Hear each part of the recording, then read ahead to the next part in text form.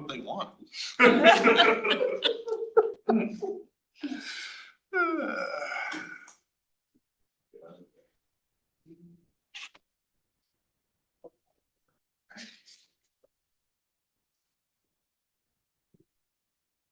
I know Michael's coming.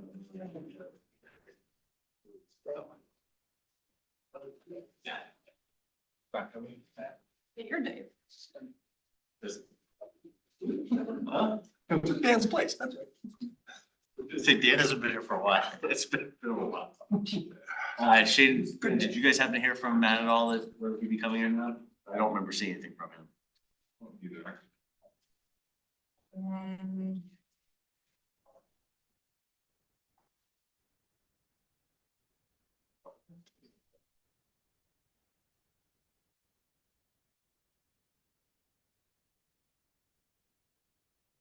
Way now officially late, so we'll just move on. And he comes. All right. We're recording, right? We are. Let's bring the August 28th, 2025 meeting of the Transportation Building Board. It's now in session.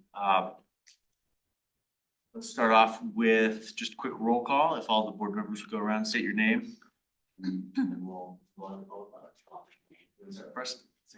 Kelly Honecker. Derek Mills. Jeff Selzer. Dave Evans. Josh Stewart. Awesome. All right, we'll start with public comment. You start in that corner if you don't mind. Please come on up, introduce yourself, tell us where you live, and take your 3 minutes. All right, I'm Connie Cantrell. I live in the 2nd district. I really wanted to share, I've been told over and over again to use the omnibus. And I've tried. And I actually created, I have 6 people that we were gonna do a community ride together. And I took the time, I called how many times to set up a reservation. We were told that the reservation, they're gonna pick us up between 10:18 and 10:48. We're all kind of old ladies. I'm probably the most capable, most getting around. Did you say between 10:15 and 10:48? They give you a half hour, which is actually really good. Many of them give an hour leeway. They came 15 minutes early. And the driver, when I came out, because I come out 5 minutes early, but I certainly wasn't out there 15 minutes early. And so then I came out to the bus and the driver's like, and we're gonna leave in 5 minutes. And it's like, you weren't even supposed to be here till 10:18. And then that's when he told me to quit arguing with him. And that's when I was like overwhelmed and just shut down. And then never asked him, because then he was talking, I'm late. His office called him and they tell him he's early and he's saying, my computer doesn't say that. And if I had been sane, I would have asked to look at his computer and to see what time he had, but I didn't. And then we all got in, and then one woman, we had 4 people that ended up going, and we were 15 minutes early. And one woman hadn't registered and they wouldn't let her register, take the time to register. So she didn't get to go. And so we're driving to King Soopers and the bus driver turns to me and says, so are you gonna set up a weekly ride? And it was like, no, we're not. So just wanted to share with you that the shuttle bus is really key when you're dealing with seniors. Having a ride coming at the same time that you can count on, and that you don't have to set up a reservation. You're not set up with a 30-minute or an hour-long wait. And many times people are sitting there for 45 minutes to an hour. And we're paying for this. City of Littleton is paying for the omnibus. The Via Mobility is the high level, and it's year wait to get on that list. One of our riders got on that list and they told her it's years waiting. If you can't get on the Via Mobility, you're on the omnibus and it is very limiting. So please find ways to get the shuttle back, the shopping cart back. Thank you. I'm sorry to ask you, what was that, you said that it was the Viewer Mobility? Via Mobility is the high end. It's the mother company. And then underneath that is the omnibus. And then, but we can't get on the Via Mobility. The only county that is open is Adams County. All the rest of the counties, we can't get on that Via Mobility. And it can take us 20 miles around. The omnibus takes you within the city limits and no more.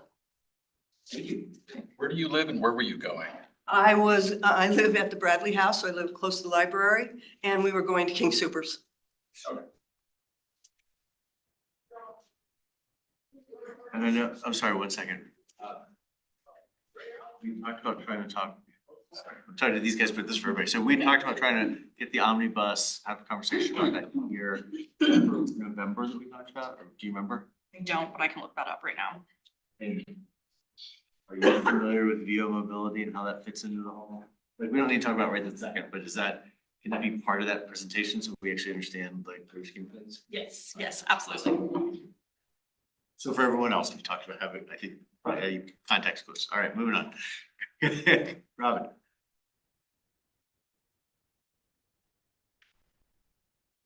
Hi, my name is Robin Bernstein. I live at Littleton Crossing.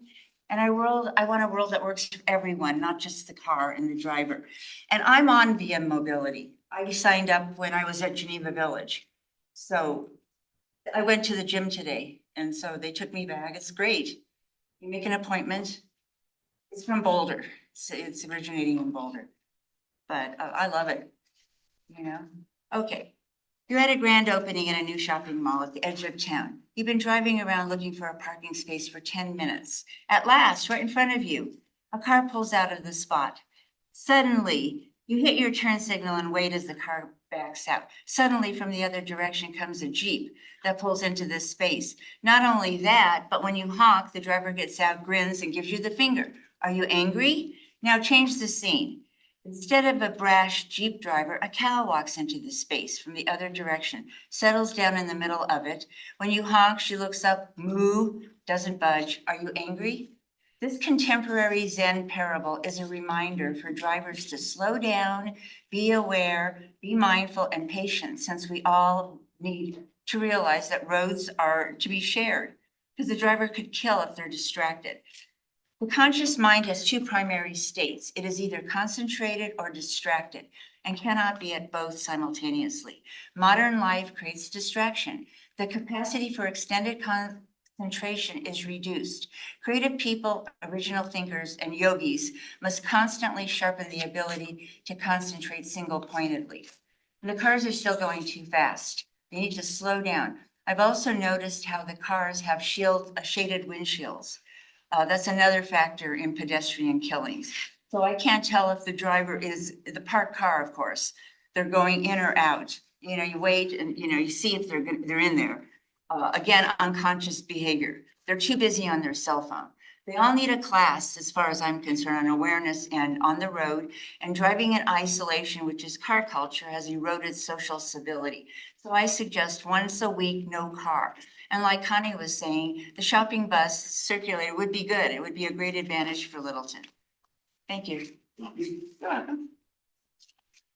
gonna speak, ma'am? Yes, I'm going to sit here. I'm here for transportation for the omnibus or the shopping cart. As you could see what happened, it's needed for our housing. We have a few people that would go shopping.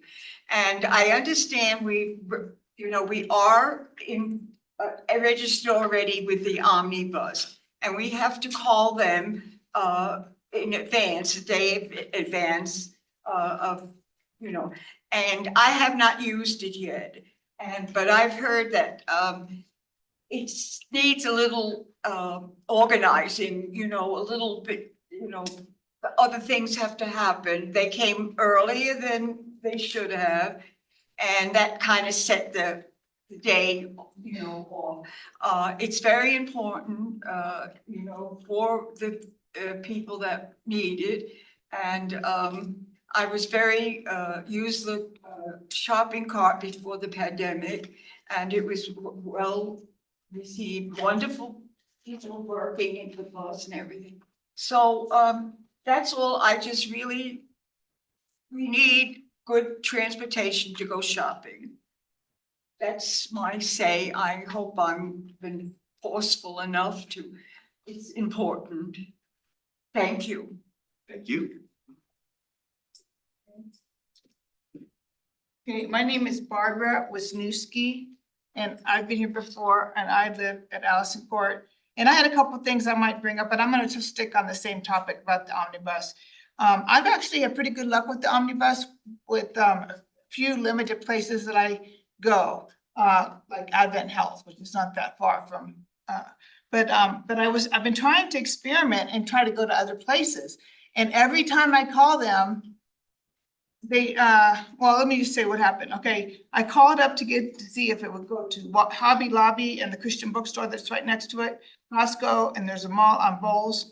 And I also asked them for something I didn't think would be there, TJ Maxx, which is on the other side. But anyway, I called somebody up and they took on all my addresses. Yes, you can go there, you can go there. And then an hour later, somebody else called me back and said, no, none of those are covered. And I said, well, I'm looking at the flyer right here. It says City of Littleton, and all these addresses are in Littleton. What's the, I thought that, okay, I knew that some things weren't covered, but I thought it would just be like controversial areas where part of it's unincorporated, or some, people you talk to, their houses in one city, but the lines are drawn weird. So I kind of thought maybe that was it, but now it seems like only half of Littleton is really covered by the omnibus. And so that's a disappointment to me. And if you're going to only cover such a small part of it, I think you should change your flyers to not just say City of Littleton, because it's disappointing. So that's all I'm going to talk about today. Thank you. Shane, Matt's trying to find a Zoom link.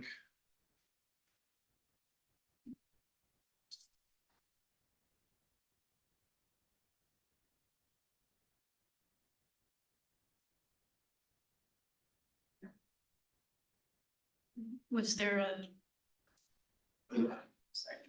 You're next. Someone else to really. My name is Pam Chapman. I have a block or two from here. Yeah, we need a circulator bus. Inglewood has one. We had one. We need it back. It doesn't cost that much compared to the hundreds of millions of dollars that our council is contemplating getting us in debt for decades. I was going to say centuries. It could be.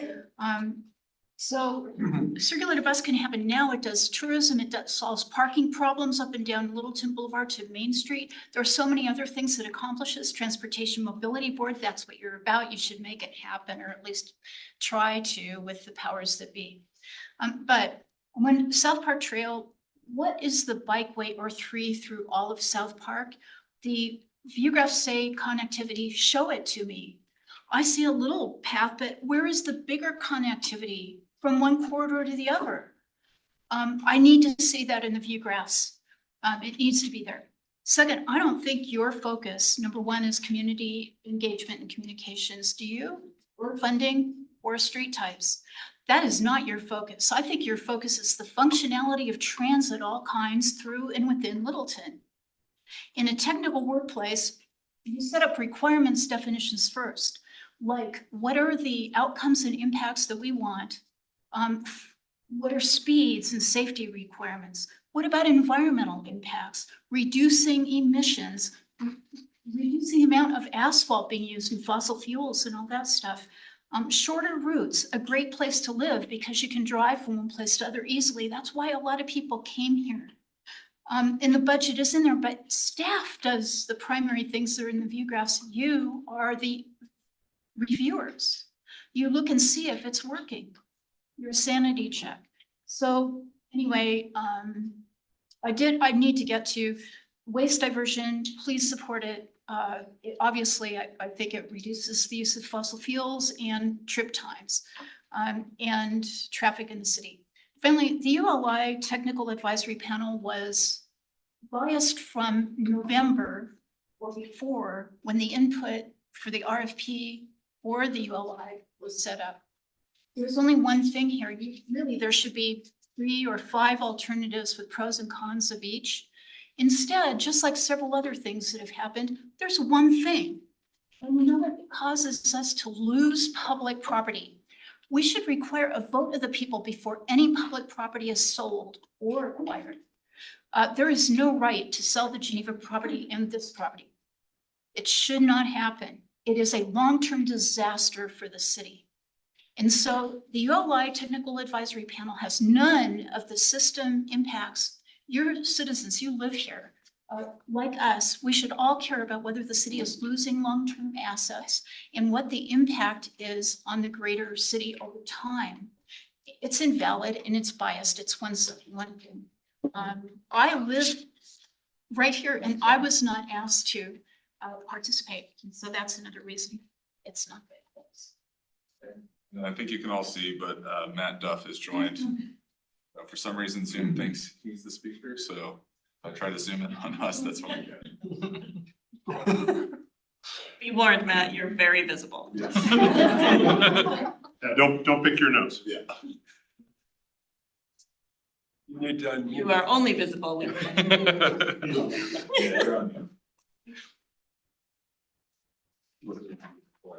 yeah.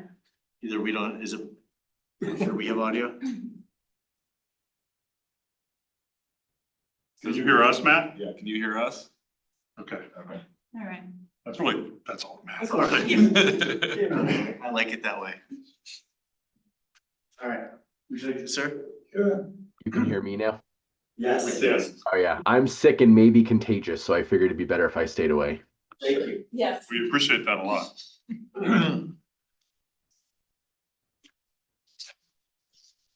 Save the best for last, or the worst for last. So my name is Steve Laurie, District 3. I came here tonight because I've been wondering why, after I stopped at the TMB table to meet, greet, and eat last week, I received an email from the Deputy City Manager that someone thought I had been, quote, contentious, unquote, when talking to a city employee who was there. And why on Saturday morning, I had a call from the same deputy city manager informing that some people were suggesting that the city could issue a restraining order against me, that I couldn't talk further to city staff. As you know, I'm one of the many citizens opposed to the paving of the Middle Avenue Trail. As part of the research into the background of the project, we reviewed the city's application to CDOT for a $1.8 million grant.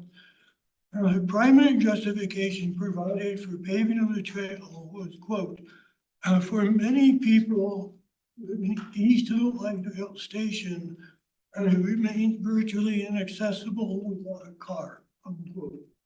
Since this contradicts reality, in my opinion, I thought it would take the opportunity at the Meet, Greet, and Eat to ask the author of the application why he made that questionable statement. He didn't recall and said he'd have to review the document. That's fine. But I hope he does provide an explanation. Also, as a matter of fact, there was another application to Arapahoe County Open Spaces for a $562,000 grant that also has some comparison. So I reminded the staff members it's important that these applications for taxpayer funds be accurate. When I first read the 2 applications, I actually considered filing a complaint with the Board of Professional Engineers. I have since decided not to do that.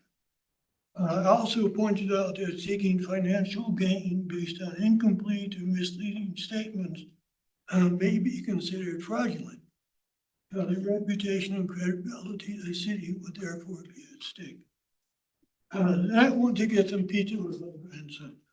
I don't know what part of that dialogue was felt by someone to be contentious. I felt that the city should be able to back up such a statement with proper facts and analysis. So far, I don't see where it might have gone. I do apologize if my tone that day in asking the question upset someone. But I feel the content of my remarks was certainly valid. I look forward to continuing to work with fellow citizens. Thank you very much. Major progress incorporated into this. Thank you. Thank you.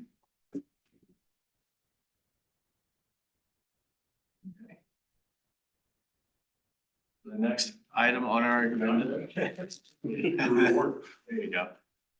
Is recap of the Safer Streets Littleton presentation that the staff did. And I was start by saying did a fantastic job of presenting to city council at the Contentious, divisive group of thunderheads. rowdy. So I hope everybody had a chance to either watch it live or to watch it afterwards. Wanted to spend a little bit of time, kind of just get thoughts on what went right, what was missing, and then also the other questions that you guys and I addressed, and then we have two of our experts right here, so we can make sure that we resolve everything. I thought it was great how staff was able to control their emotions at some of the rather outlandish statements.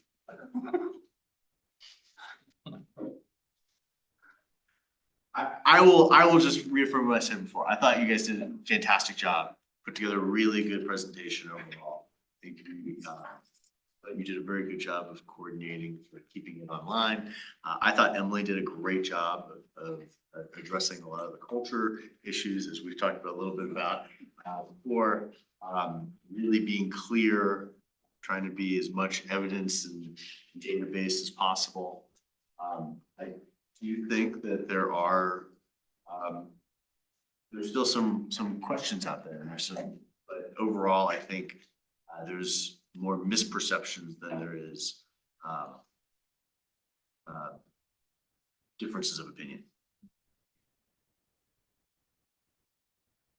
You look like you would like to weigh in on some of the statements. No, I do think there's some division within the council and potential for more division within the council around kind of just the value of efforts around. And I think that became apparent during some of the comments. My last comment, at least people weigh in, there was a lot of talk about things you're going to be doing, right? I mean, some of the examples like the emails, the automated emails from our data provider about saying when speeding, they'll be speeding in school zones, you'll kind of get notified of that right away. Talking about a lot of reviewing lists and having kind of ongoing conversations. I walked away feeling like there's a lot, and I'm concerned that you guys are actually going to be able to do it. I know you want to do it. I don't think there's any aspect of like, we're just gonna say it and like move past it. But I do have genuine concerns that it's too much to bite off and that we need to prioritize that list of things.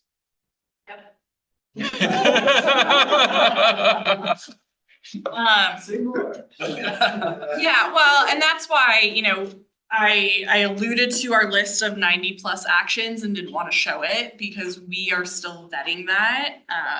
And there are constantly things that we realize are not on that list that are still kind of either part of the Safer Streets umbrella or related to that we need to be tracking. And so workload capacity has been a big topic of recent, not only among our transportation team, but also just public works in general. Just realizing that the level of projects we have set out to do is unsustainable long-term. From a staff capacity, from a funding capacity,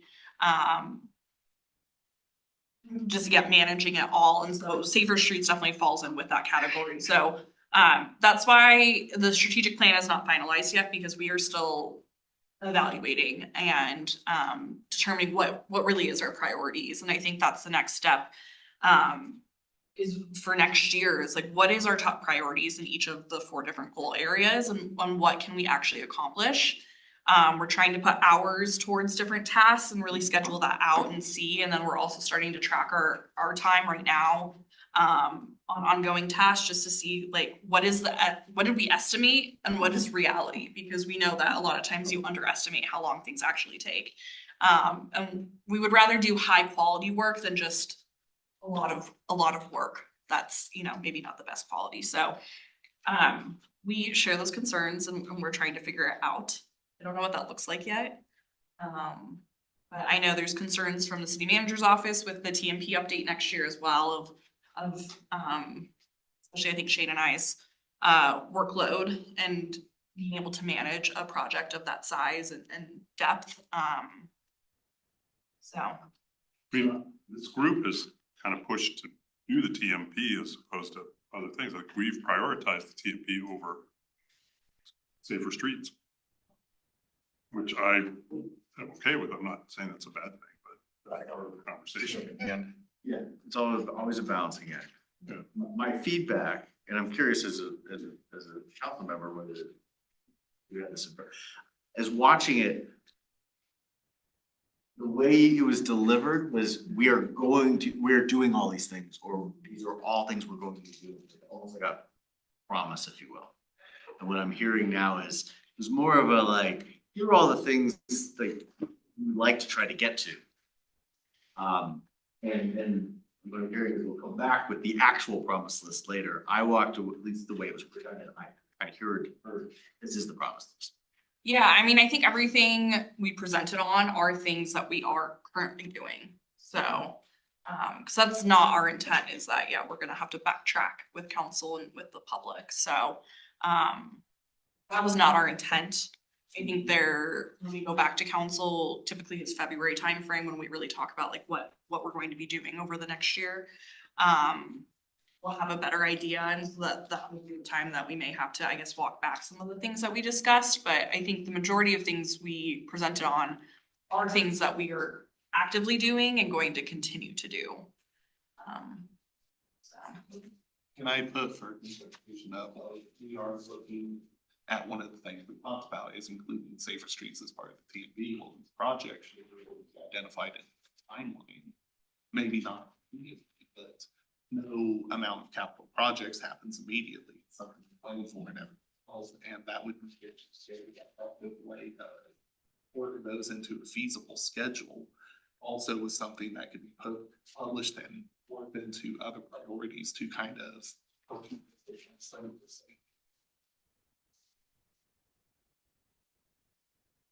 And we do have a strategy session coming up. I can't remember, it's a couple weeks from now where we're gonna get kind of elbows deep into all this. And so probably be more to come and kind of general update on, you know, because I think there's gonna have to be trade-offs, right? On like, maybe it's like, you know, like data collection, right? Like right now, I think we talked about like me spending 4 hours a week, and then we had that conversation, you know, start diving into it. I'm like, oh, this is really kind of maybe a 6 to 8 hour a week thing. So yeah, just having those kind of conversations and using data with tracking our time to inform those conversations. So. Yeah, and we have a pretty detailed schedule for safer streets, which I think it's still going through that vetting process, right? And right sizing it.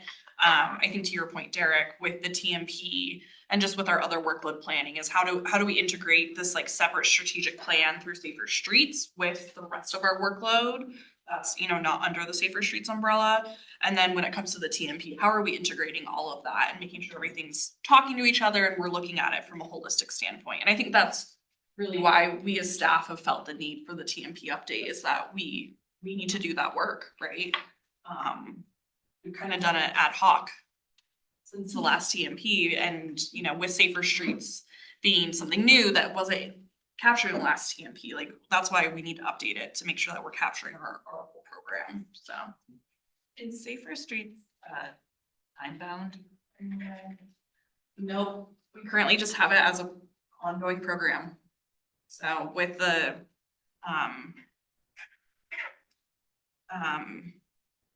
guess that we will have consistent funding, yeah, and maintain that level of funding. So I'm really glad with a lot of the things that you guys are doing.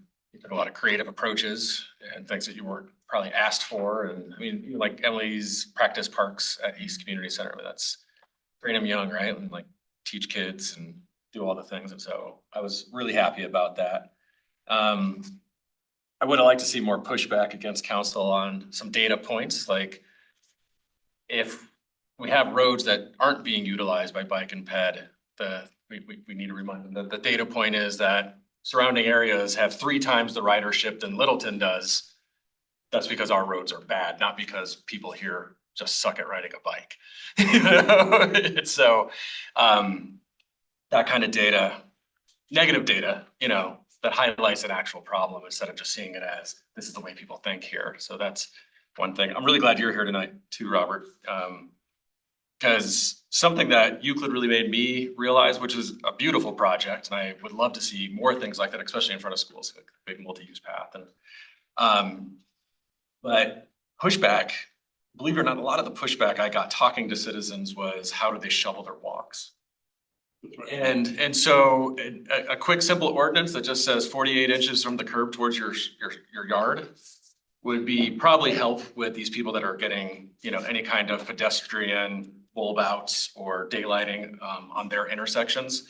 Just so it could be very, very clear that just take it from the curb 4 feet back. You don't have to shovel this 500 square foot, you know, patch of concrete. So I think that would just help for public relations. I don't know what it takes to pass something like that, probably 2 years and a plan.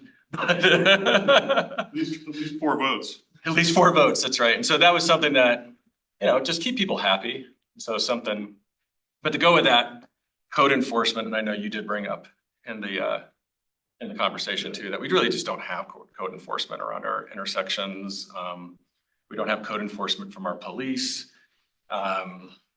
We don't have code enforcement in the city really when it comes to any parking, driving, sight lines. You know, I think the police are only concentrated on speeding at this point. And only if you can point to the guy and they can watch them do it. Like they don't want to even go look for speeders. And so, yeah, that is something that's going to be a part of this plan going forward. And so again, I'm glad you're here tonight, Robert. We can kind of tell you that. No, I think the, you know, the police issue is, which I think we're in a better place with enforcement than we've been anytime in the last couple of years. So it feels like we're moving in the right direction, but I'm not, yeah, there can still be room for improvement. Yeah. But good presentation, you guys. Even at 1.5 times speed, you all sounded great. I should have thought of that. Yeah, and you can slowly ramp it up. Start at 1.1.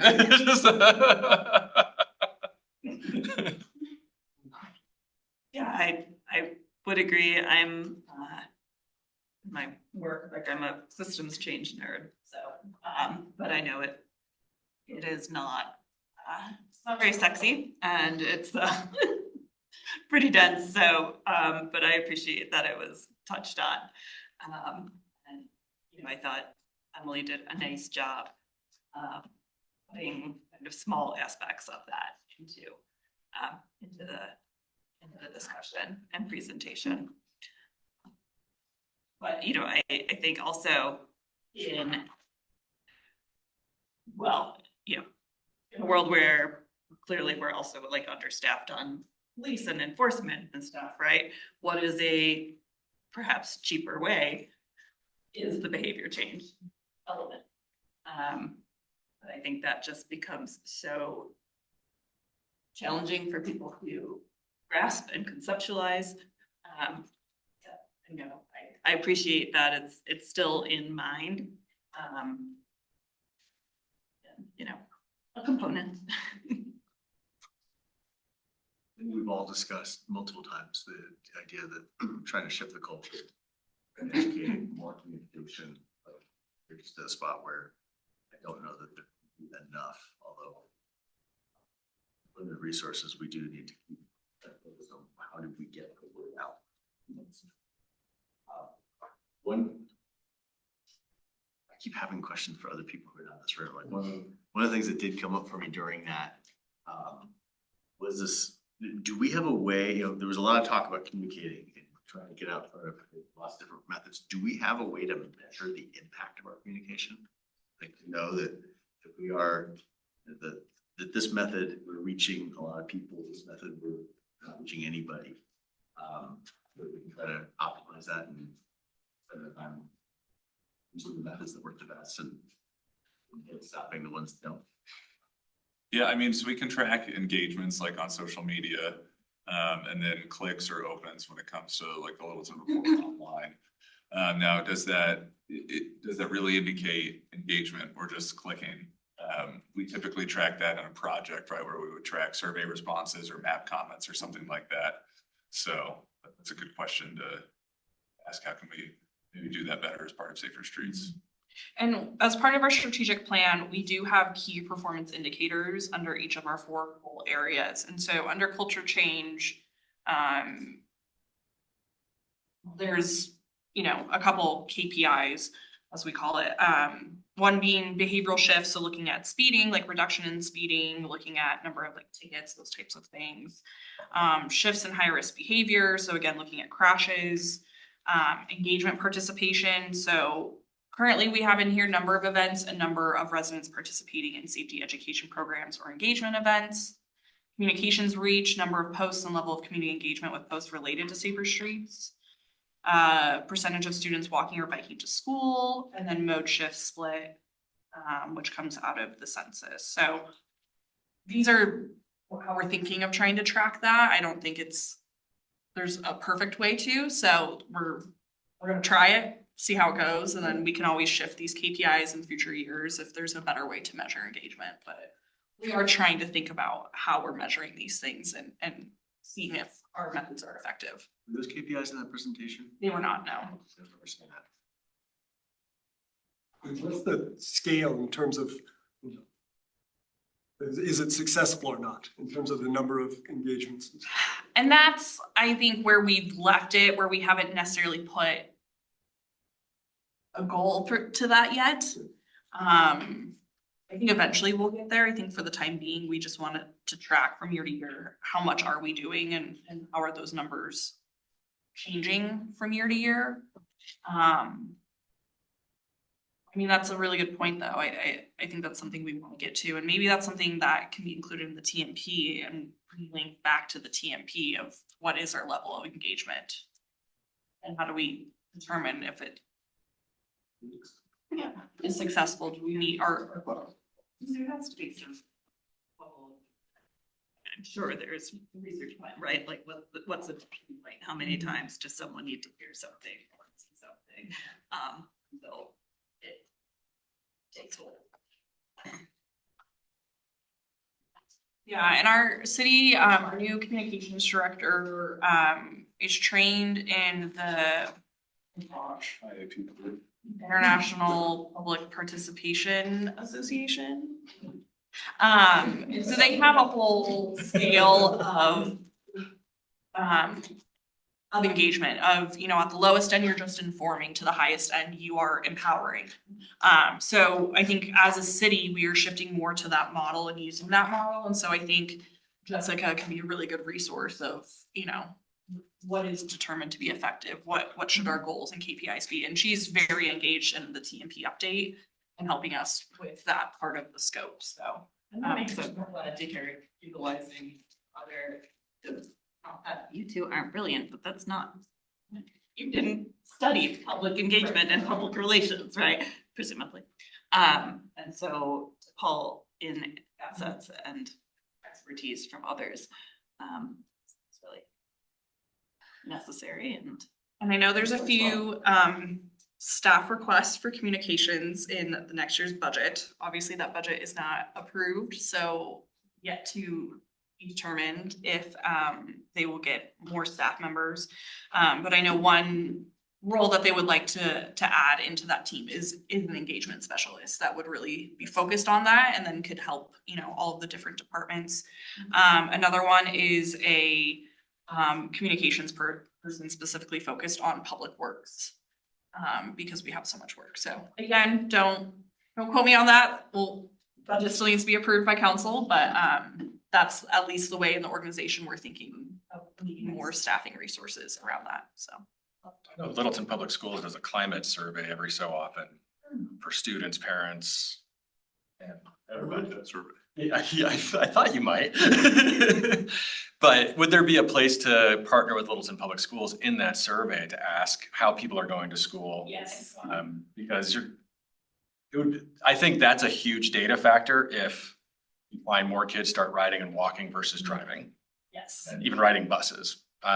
Less cars is probably the biggest data point that we could get from LPS.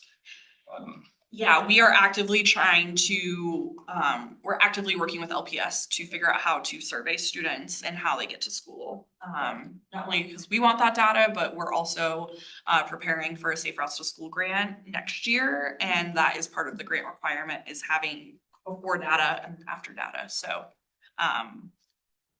yeah, I forget, we meet with the head of transportation at LPS, and she was talking about some survey. I don't know if it's the climate survey or another survey.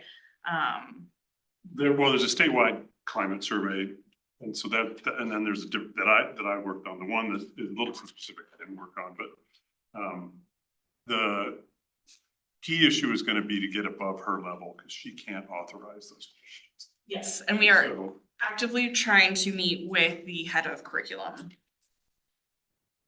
who seems to be the one with. My unasked for advice would be to tell Jim to ask Todd. Because they meet pretty quickly. Or me, I haven't talked to Todd in a couple weeks, but I can talk to him about it. So, because we're talking about other things as well. Melissa's yeah. Yeah, Get Jim to help you. We can do that. Yeah, because I know Brad's been trying to, but Melissa's very busy. Yeah, and it's yeah, but they don't do that's not the department that does any of that work. So Right. you're kind of in the wrong silo. You guys have probably a good relationship with Brad Leitner. Yeah, Talk to him. He talks to Todd every single day. yeah, and that's who. Yeah, so Brad and Marcy have been our main points of contact with our monthly LPS coordination meeting, and so yeah, Brad's been trying to track down Melissa for us. And the issue is just that Brad's in a different silo. I know, yeah. But I think with Runyon and some of the other things going on, there are a lot of conversation, the safety around those, and so. Yeah. Yeah, we realize when school starts, everything is happening, so we're like, okay, we didn't get Melissa this month, but we're trying for next month at our coordination meeting, because hopefully by September, Will Runyon get their flashing beacons soon? Yes. We were out there last week. I don't know if they've come in. I know they poured the ramps, and we are actually not the ones installing. LPS ordered and will be installing, so that's LPS's timeline. I believe the ones at Euclid have been installed. Okay, because we did that on the city side, and so we were in charge of making sure those were installed. That explains a lot. Do you guys find an unintended consequence of those is that cars just don't stop if their flashing lights aren't going? I think it's really confusing if people don't push the button. Yeah. I get frustrated when people don't push the button because I'm looking for the lights. Yeah, the law is it's pedestrian in a crosswalk. I know. They're just there to inform you. The lights I had a similar thought. Yeah. It's almost an unintended consequence, right? Like you're trying to make it so that, hey, there really is a crosswalk here. Don't forget it. And people start to get trained. Well, unless the light's going, it doesn't count. Yeah, because I have worries with Runyon. They have a person out there with a stop sign, but their plan is to hit that button and utilize kind of the handheld and the flashing beacons. And I worry about drivers seeing that the beacons turn off and they just decide, I can go now. Yeah. And I think that gets into my mind, that gets into our whole. And I thank you, by the way, you brought it up during that study session, the idea that we just need to start educating our citizens on the rules of the road. Literally, what are the basics? How does it work? Yeah. All right, anything else on safer streets, or can we move on? All right, I say we move on. You're the boss. Say again? You're the boss. That's right. Doesn't have a lot of perks, but that's what.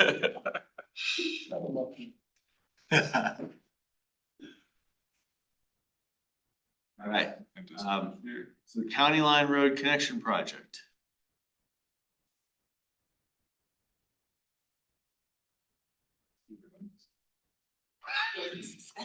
What kind of windows? You wanna tell us about what you got going on Chrome? It's all very mild stuff. No, well, that's not.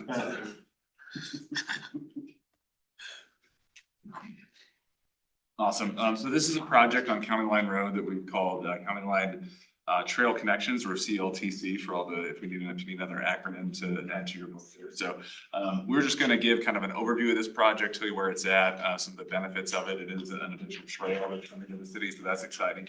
And then if there are any questions or talk about any discussions, so. Perfect. So high level, these are the things that we'll cover tonight.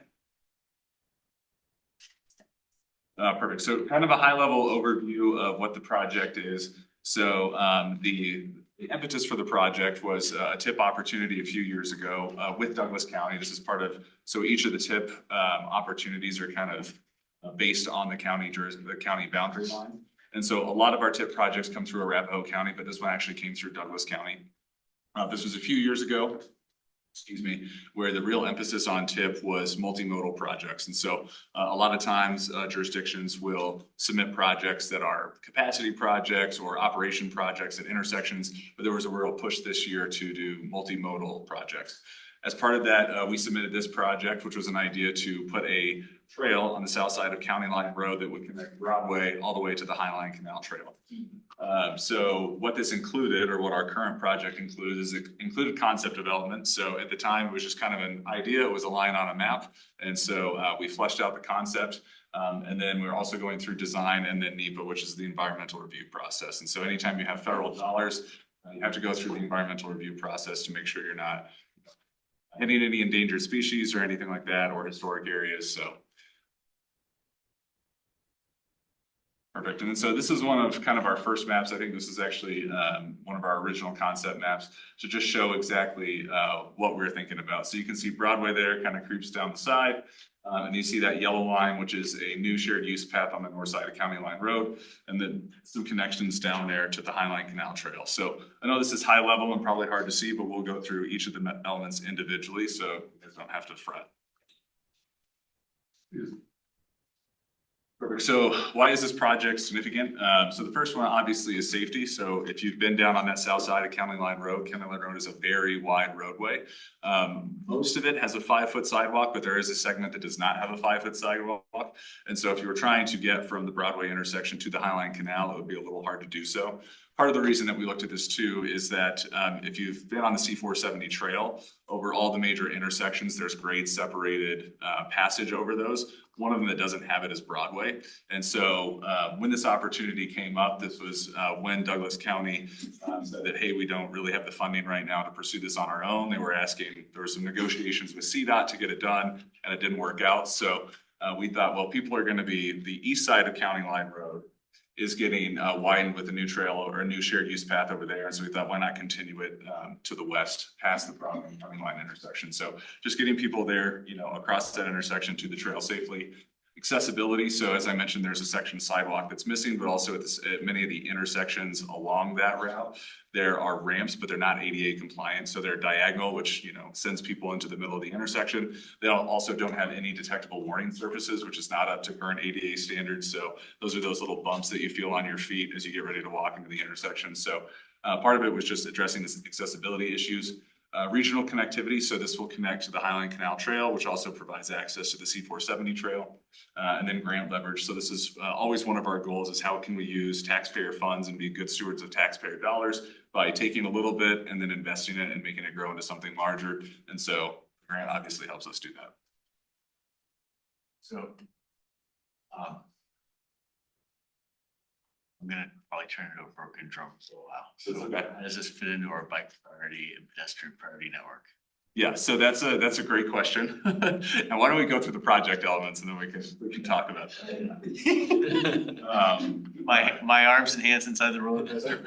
Just for now, later they can come out. So leveraging federal funding. So we are paying for the design ourselves, and part of the reason we did that is because at the time we had a deadline to get an IGA with CDOT, and I think at the time they were the waiting list was about 18 months. But with the turnaround on these project deadlines, we had about I think 12 months to kind of make this all happen. And so it's essentially what we decided to do is that design was taking a long time if we funded it through the grant. And so what we decided to do was self-fund the grant and then use the grant money for construction. And so the total construction cost is estimated to be $3.3 million, and that'll require $630,000 local match. So again, there's leveraging funds to do something very good on our own. Again, just. Background, but like that to me is so compelling. Like that would be a great public piece to see, like what their dollar actually returns. Feels really exciting, because otherwise someone might just buy that and be like, oh, look, another multi-million-dollar sidewalk. You know? Yeah, and well, we can actually kind of pause here. And so at the same time we were developing this idea, we were in contact, there's several partners here that we can talk about in detail. The South Suburban, these two parcels up here, but this southwest corner of Broadway and County Line, that's where they're constructing the pickleball courts. And so, you know, they were coming up with that idea at the same time we were coming up with this idea. So being able to provide a shared use path directly adjacent to these pickleballs, you know, provides great access. So yeah, so here's the first element. And so this is kind of the primary part of the project. And this is that shared use path on the south side of County Line Road that goes from Broadway all the way to the Highline Canal Trail. So any questions there? Yeah, just to point out, there's not currently a sidewalk path from County Line to get to the High Line. You're just walking in the roadway, so. Yeah, there's segments, but it's not continuous, yeah. And it's also a 5-foot walk that's right up against the travel lane, so it's not very comfortable. How far off the street will this be?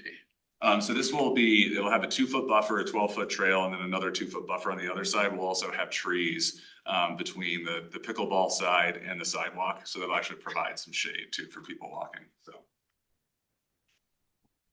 I rode my bike along this part over by where it says 900 paved feet on the next slide. And it was hair raising. So it's really nice that this will feel much more safe, I think. Good. Perfect. So the next segment here is, so let me actually go back. So right there at the South Park Lane and County Line intersection. So we'll be developing kind of a new offshoot from that intersection that'll go on the north side of the existing parking lot that will connect to the trailhead. So, and that's where our next element comes in. So this will be trail improvements on these two particular sections. So these two sections experience a lot of washout. And so when we met with South Suburban, one of the things they said is, hey, you know, we're constantly in Highlands Ranch Metro District 2, who maintains some of this. They said, you know, we're constantly having issues with washout when there's, you know, a big storm event. We get these giant ruts or just sections of the trail that are kind of, you know, impassable if you have accessibility issues. And so, you know, we originally asked like, well, does it make sense to keep this soft surface? And their preference was to make this section specifically paved.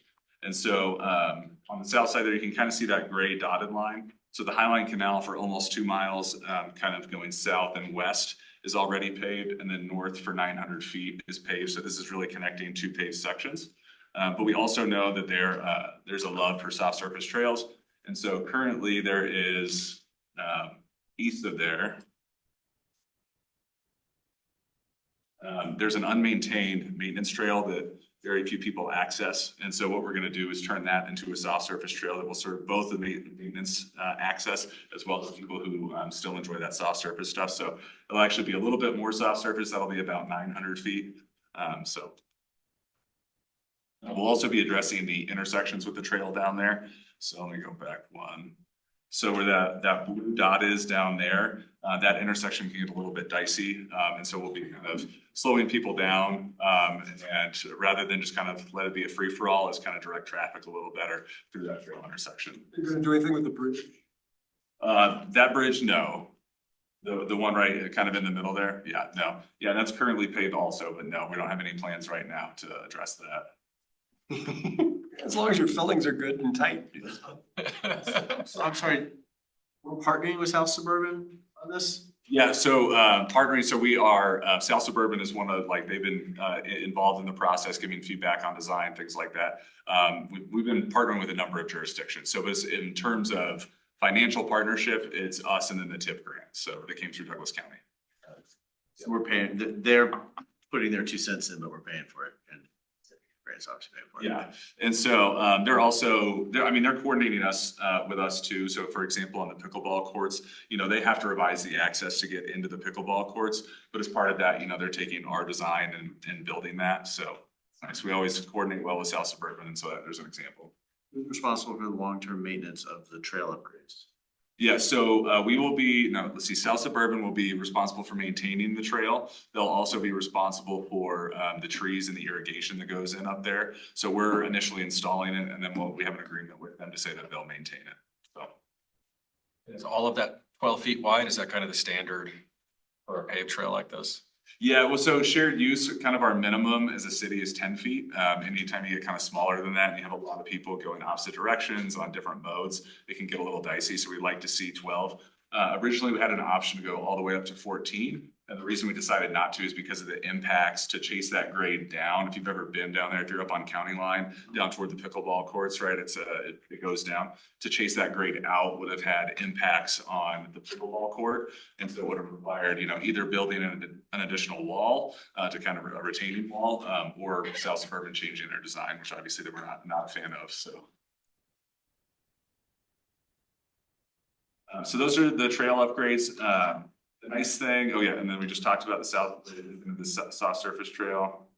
The nice thing about this grant is you probably heard us talk a few times about money that we've applied for prior to the grant, where we thought it was going to be enough, and then we took the project out to bid, and it turns out the money we had wasn't nearly enough. So this was one where we anticipated that issue and actually asked for more money than we originally thought we needed. And so when we realized that in our initial estimates, we added something to the project. And so we've added a protected intersection at South Park Lane and County Line Road. Now I'm sure some of you are thinking, like, does this really connect to anything? And the answer is yes, but not fully the way we want it to yet. And so if you've seen some of our plans, South Park Lane connects up to Windermere. And the city's vision is to have this as a corridor that you can go north and south through the city on a bike or walking.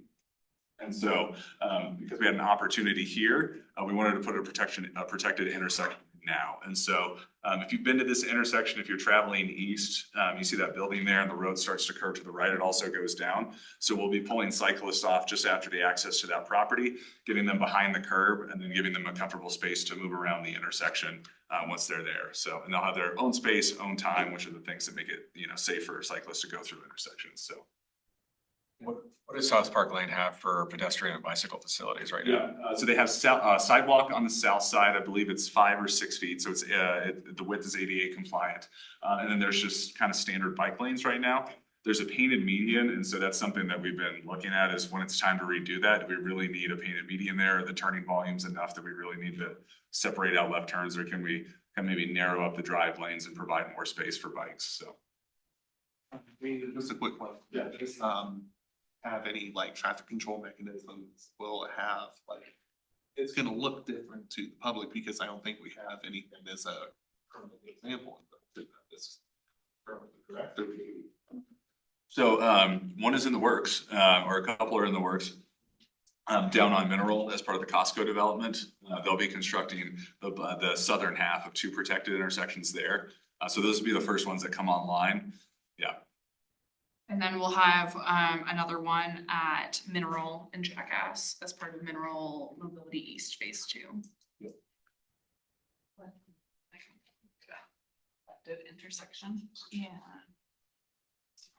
Yeah, and I've got.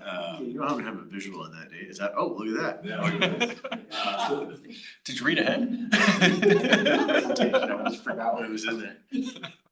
So this one is a little different than what ours will look like, but I thought this photo gave a really good idea of how we're pulling cyclists kind of out of traffic and protecting them with the curb. So this one is down at street level and then the curb is raised. So this, my guess is that this was some sort of retrofit to an intersection, whereas we're redoing the whole intersection. So we're actually pulling bikes up onto the sidewalk level. So they'll still be behind the curb. The nice thing about this is it doesn't create additional maintenance issues for us. It is obviously more to plow, but we don't have the issue where we don't have a plow that's narrow enough to fit between the curbs. So we do have that plow now, but you know, it's also all the way up at the Bellevue Service Center. And so that's one of the issues we're working through too, is on some of these cycle track projects where we do have that condition is how do we get the plow down there? What are the resources? All that sort of stuff. Make sure the cycle track connects. You make sure the cycle track connects. But you can see, so yeah, the idea is that that bikes are outside where cars travel, and they can travel around the intersection kind of in their own path. And so, and if you're gonna take a left turn, essentially, like rather than kind of having to go through the intersection and dodge oncoming traffic, you can stay on the right side of the intersection and cross with traffic that's going through, and then wait and cross the other way when traffic is going through in the other direction. So if it's up on sidewalk level, will it be plowed in the winter or will it be left Yeah. to its own? Yeah, it'll be plowed as the sidewalk is plowed. So that all Is depends. the sidewalk plowed? Yes, yeah, it depends on, you know, where the area is exactly and whether our grounds maintains that or whether it's the landowner, things like that. If the landowner doesn't do it, we have really strong code. That's right, yeah. And we are actively working on a, what does SOP stand for? Thank you. About snow plowing of bike lanes, making sure we're looking at priority routes, cadence of that. So we're working through that process on the maintenance side on the back end right now as well. Very cool, yeah. Awesome. And so the project website has been updated, and so this graphic is actually on the project website, which just ties all the improvements together kind of in one graphic, so you can see what it looks like. So, and there's a little preview of what the protected intersection will look like, so.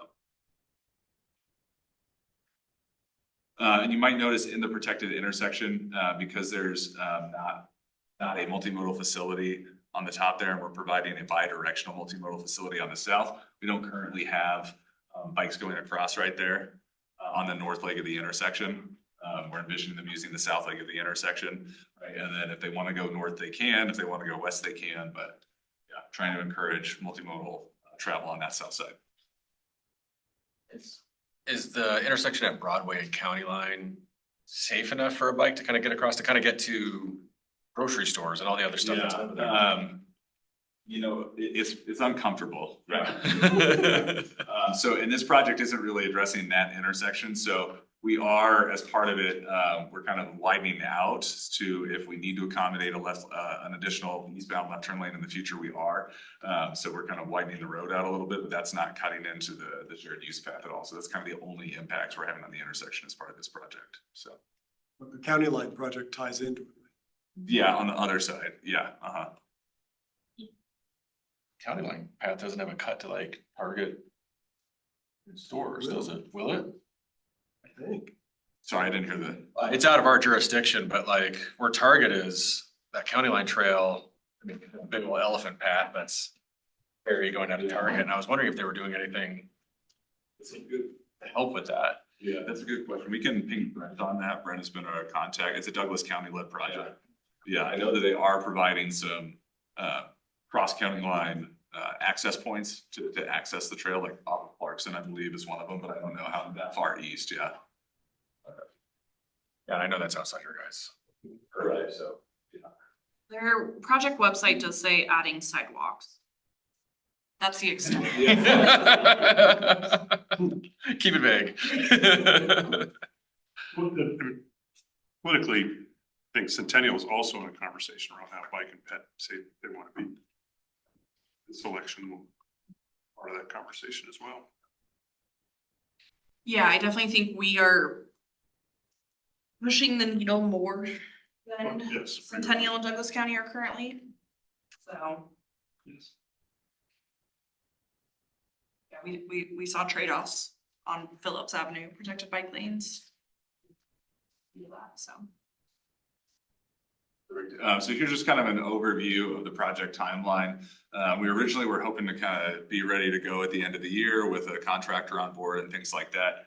We've had a few issues at kind of 90% design where, we've been talking with the landowners for about 18 months on acquisition and things like that. And so we had some appraisals in the spring and we were anticipating, $5,000 to $10,000 worth of expenses for acquiring a little bit of land to widen out the path. And both appraisals came back at about 10 times that. So we are reworking some things there. Just to avoid tree impacts. That was kind of one of the biggest expenses. There's some really big trees up there. So we're working to revise that a little bit. So the idea is to get through the whole design process at the end of this year and then look to go to construction sometime next year.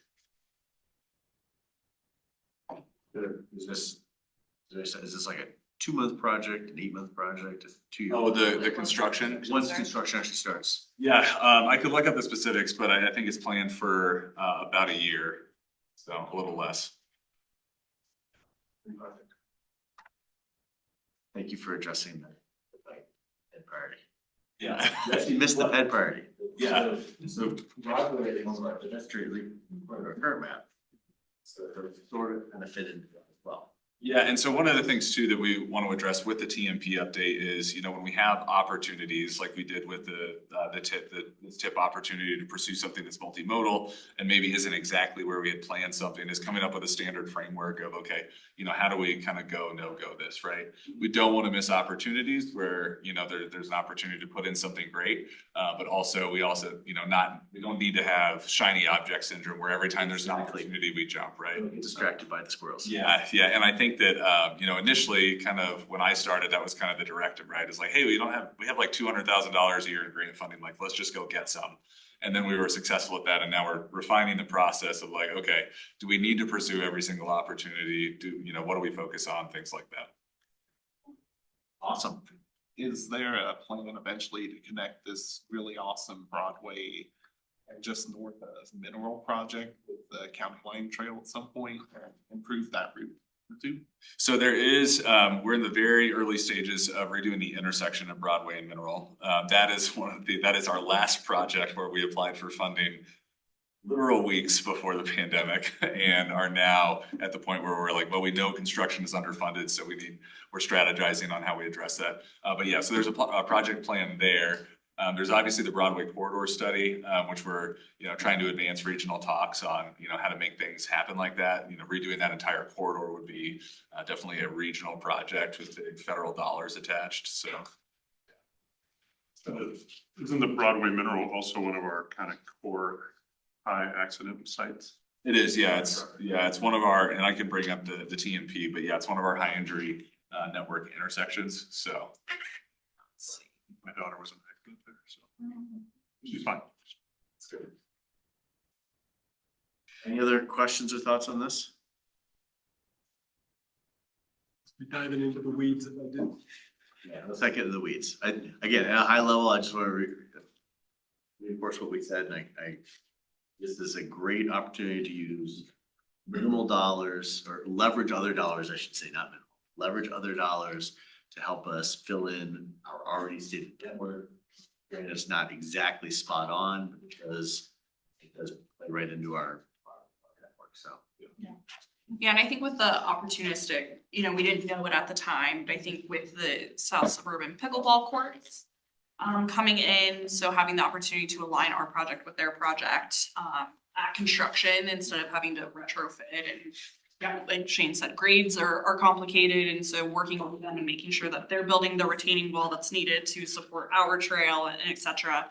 And then Costco coming in and the improvements and capacity improvements that are needed at these intersections. So it really was opportunistic at the time of the grant, and I think with a lot of other factors after the fact that have come in, I make this a good project to construct now. And as Shane mentioned, the South Park Lane kind of connects into that whole Windermere corridor, which is we have that entire stretch as part of a future corridor study to be determined time. But we would look holistically at that north-south connection for bikes and pets. Well, because I ride that all the time, right? And South Park is my way to get to starting point for a lot of my rides. So this change will change from having to go through the parking lot, there by the Ford dealership and all the rest of that to sneak over and get on Phillips. I'll just go that way, particularly on the C-470, because getting there any other way is difficult. Well, Dave, this is all about you. No, I'm loving it. There's perks to being a. Yeah, and there are, and again, with being opportunistic, we're always trying to align the work we're doing with our capital improvement program and payment management. And so I know South Park Lane is on one of the upcoming years. And so that will be the chance that we'll look at, at that point, we'll really look at striping improvements. What can we do between the existing curb? Because we won't be reconstructing the whole roadway, but what changes like the striped bike lanes we make? Is there room for a buffer that we can eventually then protect, those types of things?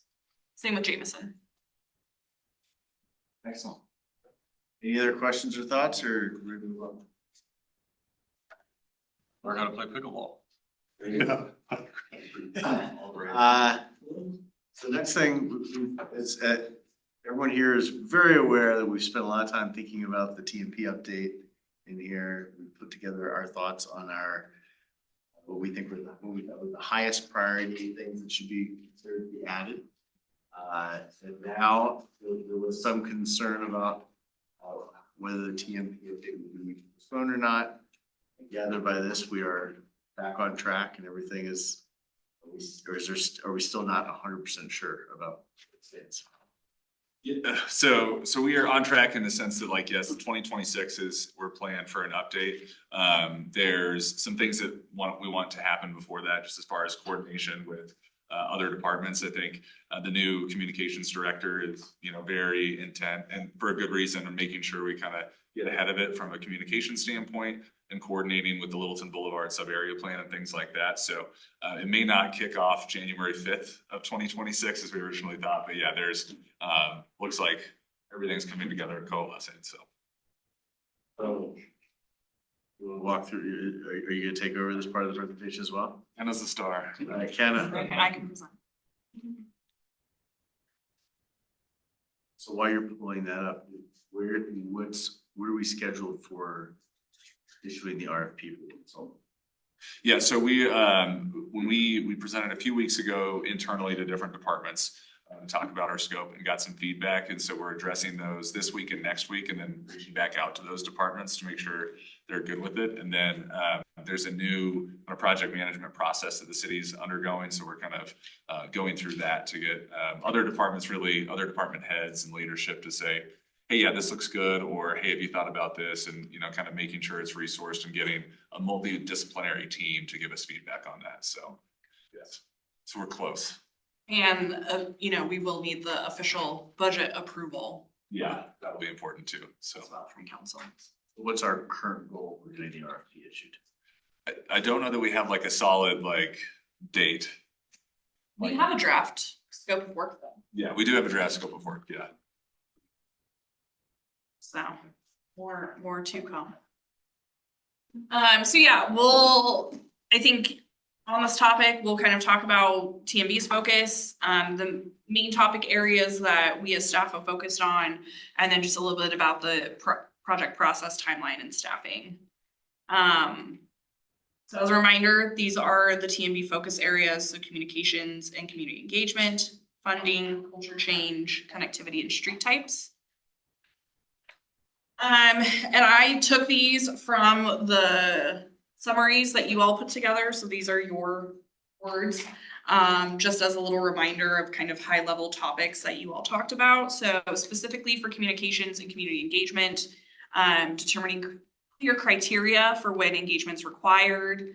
And that is a conversation we have been ongoing with Jessica, the comms director. Guidance on, number, type, duration of engagement activities, best practices, thresholds for different levels of outreach. So again, working with communications through that work, and including that in our scope of work. Developing a communications framework for both messaging, you know, whether it's social media, website, our newsletters, signage, yard signs, those types of things.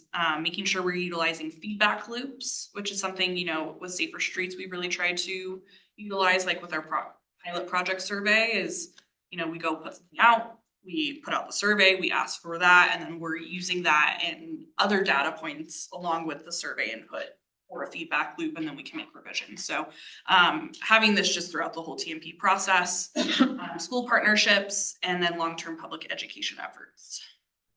Slight detour, but again, I'm gonna talk about something that Robert talked about. Like, again, I think the feedback loop, what you said is right. I think there's also an aspect of just, it's very important for us to talk to the public about what worked and what didn't with our projects, right? I think Robert was talking about the Littleton project, but what lessons learned, like now that we're through it, what we've done differently, what worked, what didn't work. I think to my mind, that's just part of the feedback loop. Yeah, totally.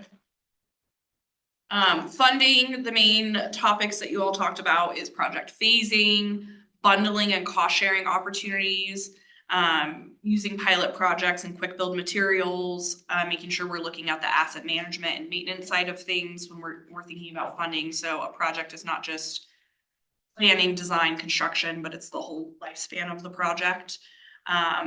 Future funding strategies, how do we use impact fees,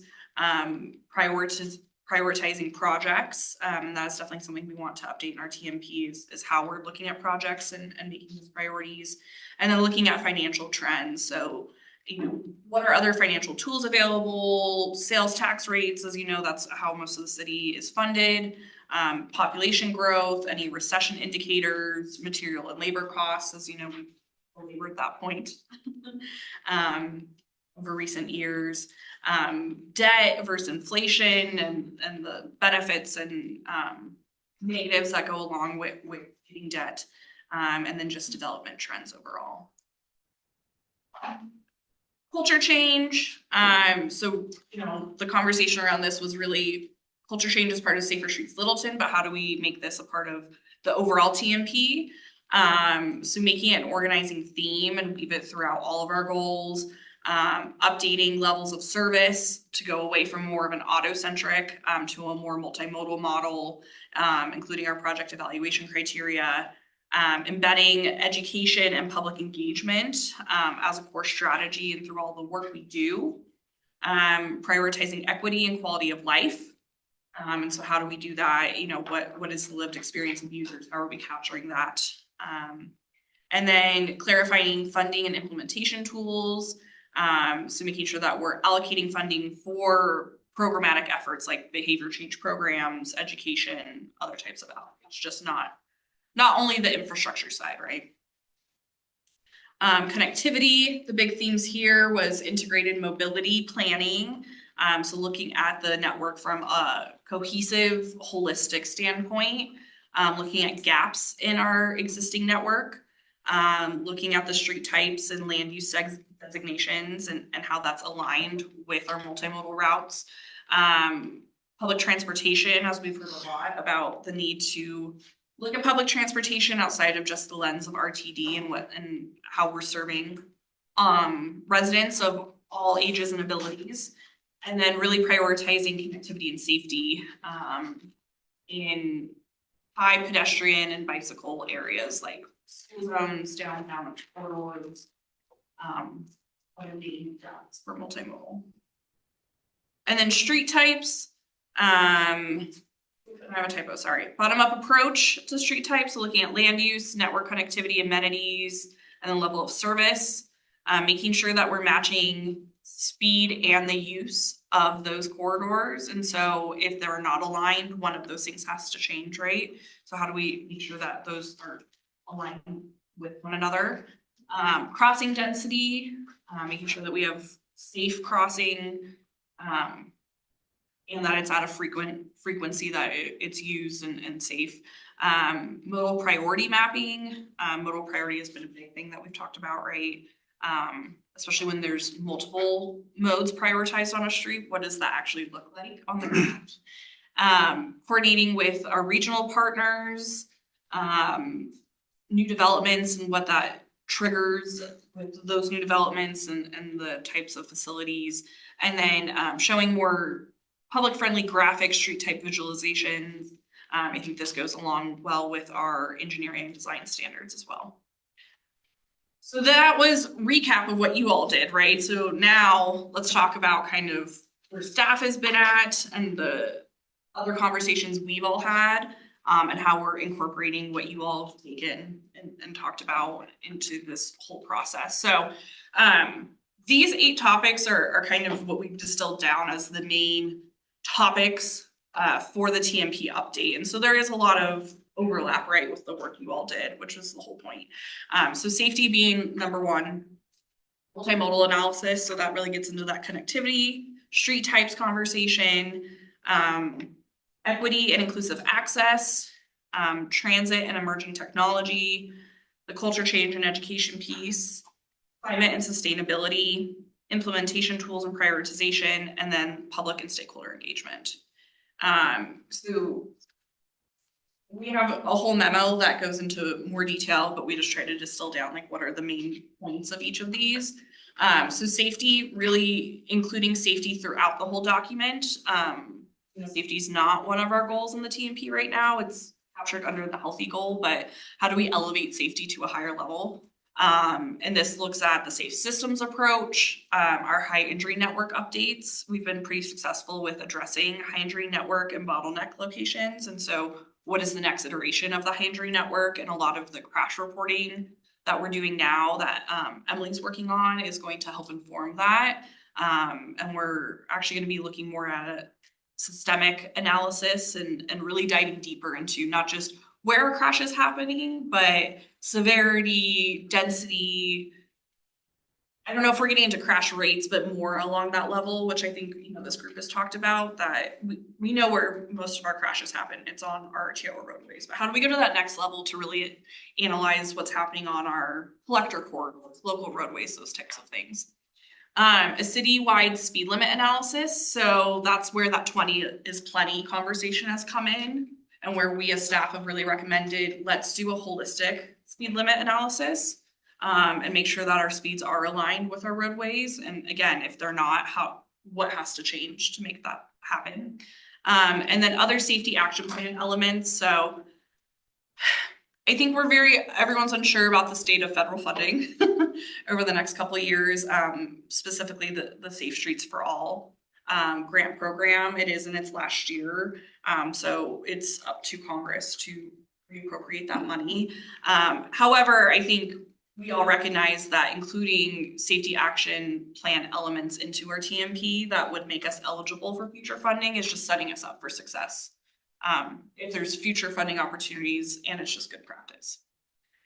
So that's safety, multimodal analysis, complete streets. So, our last TMP really stopped at the complete network. And so how do we go to the next level into complete streets?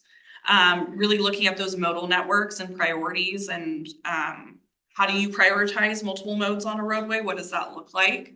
Connectivity is a big one, which you all talked so much about. And then those street typologies. So that's very aligned, I think, with what you all talked about. Equity and inclusive access. So again, we have to follow ADA and PROAG, which is public right-of-way accessibility guidelines. And PROAG was best practiced and was the best practice, but now it is enforceable, it is law. So how are we incorporating those things into the TMP? And like our ADA transition plan right around the time of the TMP. So how do we include that into the TMP update? And then just thinking, how do we think about equity? Equity is not really a part of our current TMP. That's a really broad topic, and we have not fully figured out what that looks like yet. You can talk about equity from a geographic standpoint, money standpoint, like there's a million ways. So more to come on that. Well, based on comments we get pretty regularly, it's from an economic standpoint. Right, yeah. So we want to make sure we're looking at equity. We just don't know what that necessarily looks like yet, but. Well, yeah, I don't disagree with. The problem is it's a much bigger conversation and it's really trying to get the community has to come to some consensus of what that means. Yeah. Um, Yeah. My concern is that may not be doable in 2026. Yeah. The flip side is I would suggest many of the things that we prioritized, we would like to see prioritized, and many of the things I've heard you guys talk about, get to that equity that you sort of back in the side. For instance, Yeah, and I think we're starting to look at that equity lens in a lot of the work we're doing, like our neighborhood traffic calming program. Part of that like analysis, we're starting to look at that equity piece and equity is a broader conversation than just the TMP, right? It's broader than just our group. It's really a citywide conversation. And so we are working with the powers within the city of how do we handle this. And it really is elevated from this, but we want to make sure it's included in the TMP. Transit and emerging mobility. So really thinking at what is the state of transit? What is the state of RTD? Let's look at their system optimization plan and what they've said. This is what we are going to do and not going to do. Looking at alternative models like microtransit, like Lone Tree came and presented on. Looking at services like omnibus, potentially, shopping cart, circulators, those types of things. Using the recommendations from like the Arapahoe County-wide transit study that is about to start. And then micromobility as well, which is also included in that Arapahoe County study. And then the culture change. So really, how do we include culture change into the TMP? What does that look like? And then the integration of safer streets as well. On the culture change, I hope that you, culture change to what is defined? Yeah. What is the endpoint that we're trying to change for?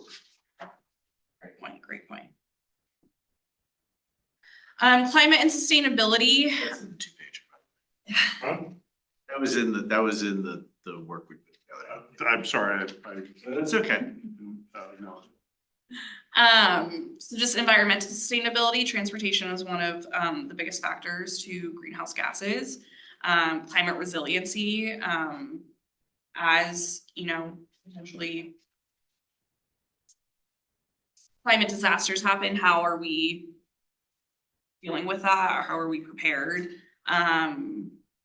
Laura, who is our sustainability rep for the city, is working on a climate action plan. So I think there's more to come of how that study influences the TMP and vice versa, and how we can integrate those two.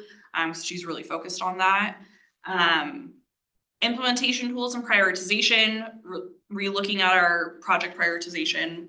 How are we prioritizing projects? What is the inputs for that? Metrics and performance tracking. So we have a little bit of this, but really taking it to the next level in this TMP update. One of the things we've talked about is reports on progress, and how do we set that up with the TMP update now so that it's not like a year after the TMP is published, then we have to, what's our report on progress going to say? Like, let's build that into this process from the get-go. And then cost modeling and budgeting. So really, I think going into the next level for costing, instead of just, is it a $1 sign to a $3 sign? But there are models out there of how to project costs in the future, including inflation. So if we build a project now, how much is it going to cost? If we wait 10 years, what is that impact? And so we can start making more of those decisions as well. And then lastly, public and stakeholder engagement. So that's that IAP2 model, the International Association for Public Participation. That's a scale from informing to empowering. Developing some public engagement standards. How do we involve different stakeholders? So that's like our partner agencies, right? Who don't have jurisdiction here, but either like South Suburban, they're maintaining our trails and parks, or shared roadways, those types of things, being a collaborative partner. Diversity of engagement methods, so making sure that we're not just, holding in-person open houses and that's your only way to engage? How do we offer virtual settings, pop-up events, online surveys? Like, let's have a breadth of engagement. And then just coordination citywide among all of our departments and including different stakeholders across the city. I updated this table from last month. So hopefully this is more aligned with TMB and staff discussions. I don't want to go through this line by line, but if you all have comments, please send them our way and we are happy to make more updates. But this is just really trying to show like the breadth of what we're thinking about for the TMP update, how our current TMP aligns, what discussions we're having internally as staff, what discussions you all as the TMB is having, and then from research of other jurisdictions, you know, what are things that maybe we're missing. And I think, you know, there's some stuff around like EV infrastructure planning, greenhouse gas reduction that hasn't been a huge priority for us, but it has been in other places. So are there ways to bring that in, or do we just determine that's not a priority for this? I think on the climate side, you know, maybe those are things Laura can take on with her climate action plan. So more discussions to come there. My only concern with this table and publishing it, I don't know if anyone else on the board feels this way. When I read it, I think it could be there's a way to construe it that we did not think things like equity mapping, right? We did not think that, you know, some of the things, pick anything that there's never check mark next to it. Right. I don't think that's accurate. No, I think you have talked about every single one of these topics. It's just what has been a priority for this group to discuss more in depth, right? Okay. So I have this concern like 10 years from now, people are like, why didn't the TMB care about this thing? Why did they? Jeff did not care about equity mapping. Yeah, well, whatever it is. And I don't want that impression. Well, then a better way of presenting it is there's a division of labor among different parts of the city to get a more complete picture together. Each development responsibility, city staffs have the responsibility of other elements. And that way it can be presented as a large team effort, which is very much with the city's mission. Yeah.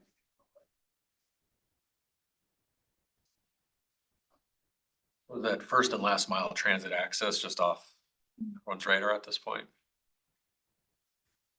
No, I don't think so. I mean, yeah, so I'm just looking for gaps and I'm just, you know, like an orthodontist. I mean, that's part of my point. Like, I sort of feel like unless we explicitly said we feel like it should be pulled out of the EMP. Yeah. Things are already there. We still think should be in there. We're just saying these new things should go, should be added. Yeah. And it's very likely that we'll have to have a conversation, like, once there's a consultant on board of like, okay, you have this huge thing, this huge list of things you wanna do. And, you know, We're not gonna be able to do all of them. right, your list is this big, your budget is this big, so what are the priorities and what's scheduled for, you know, future analysis, so. Those will be some difficult conversations. Yes. I don't like choosing. Can I just have it all, Robert? Well, I would just remind us that I would just keep going. Positive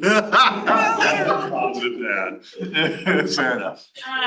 So process. So as Shane has alluded to, there's a new executive oversight committee, which is a citywide process that is much needed to look at, I think, you know, resources citywide. That's from a funding standpoint, staffing, other types of resources that go into making sure projects are going to be successful. So that committee has just started, and we are kind of playing guinea pigs with the TMP project for that. So they're still working through, I think, some kinks in their process. But you don't have to give me like their names, but like and their address. Right, yeah. And their social security numbers. It's mostly department directors and other directors. Yeah, All staff. Yes, it's an internal group. And it's led from the city manager's office as well. What? The city, Adrian Burton is leading it from the city manager's office. So we're going through that process. We've submitted a project charter. We've met with Adrian multiple times. So that is an ongoing conversation with them. We do have a memo that we will be submitting to the city manager's office. That will include all of the write-ups that you have done and the letter that Jeff put together as part of kind of a complete package to the CMO.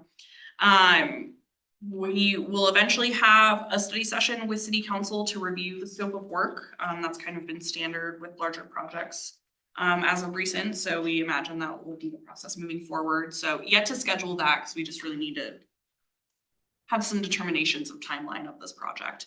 And then we'll do the solicitation of the project, either RFP, RFQ, we're still figuring that out with procurement.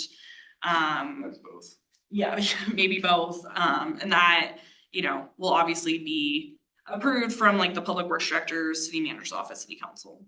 And then we'll coordinate with all of our different partners as we get ready to start this project. So that will both be internal partners, like the different reps from other departments, as well as stakeholders that we will be engaging throughout the project as well. And you all.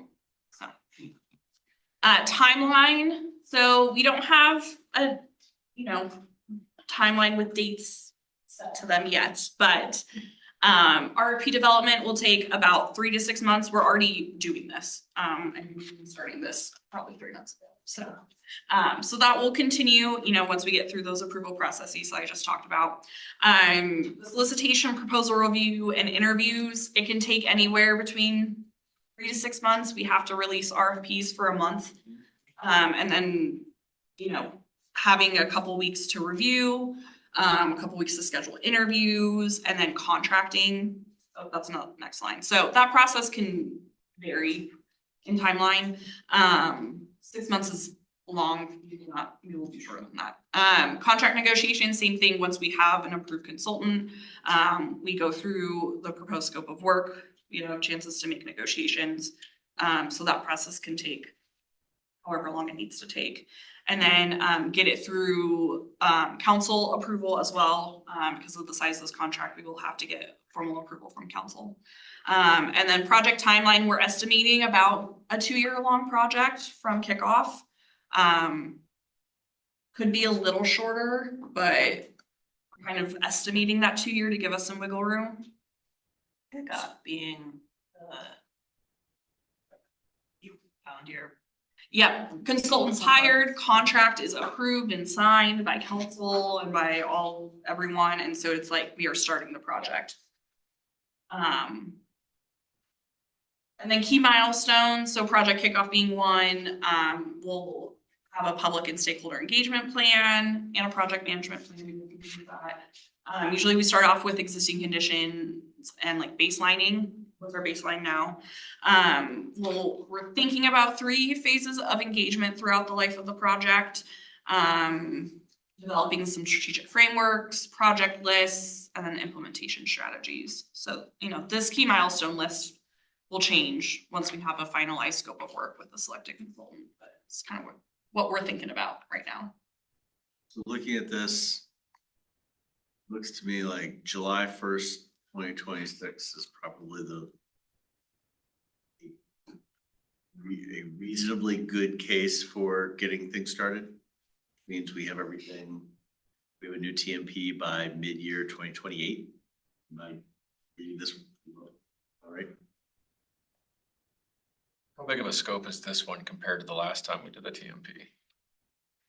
Yeah, so this one will be a little bit bigger because when we did the last TMP, there was the envision process first, which really engaged the community and set the stage for the TMP. So because right now the plan is not to do it in conjunction with the comp plan, that will be all that public engagement that happened on the front end last time will be included into this scope. So it'll be bigger. And if you're asking like in terms of dollar amount, we don't have an exact amount, but there's including that public engagement, there's also pandemic, which made things more expensive. So Well, like the last public facing document is like 150 pages. Would this be something that's like 300 pages or about the same? Yeah. I mean, just another element to measure it. That's a good question. Yeah. I don't know if we've talked about that. My first inclination is to say no, like, I don't think having a longer plan makes it better necessarily. But yeah, to be determined. I don't know. Yeah, and how do we maybe adapt some emerging technologies to make it more interactive or online? You plop down 150-page document and you might be the only folks who read it with us, right? So We are the only folks. yeah. How do we make it more engaging so that people want to engage and easier to access too? So rather than going through a PDF and searching for what you're looking for, is how do we make it so you're like, hey, are bike lanes coming to my street? Is there a way that you can interact with the TMP online that will tell you pretty clearly? So And when looking for those contractors, like in the world that I work in, certain contractors think one way or do things one way versus others do things another way. And depending on the project, you kind of keep those things in mind. Is that something in this type of project where there are certain contractors that you'll want this to go to because they're going to get the results that you're kind of looking for versus other contractors that do the same thing? Is that part of your process? I'm not sure they can answer that question. It goes to everyone. Let's just best ask over a cup of coffee. There you go. That's misleading. Street card. So, so like there's like Rocky Mountain e-purchasing or BidNet is what we send all the solicitations out through. So people will sign up for certain projects and we'll click those categories. And then anybody who signed up for those projects, any contractor, consultant, will get notification of that. So it'll ultimately hundreds of companies will. We're all welcome to bid. Oh yeah, absolutely, yeah. And that's where it really gets down to like our scoring criteria, right? Making sure that we've really reviewed what our criteria is and how we're weighting things and really make sure that we're getting the end result and selecting a consultant that really aligns with our values and what we're wanting to accomplish with this project. That makes sense. So having clearer goals will help make that easier and not just going to a buddy, Jeff.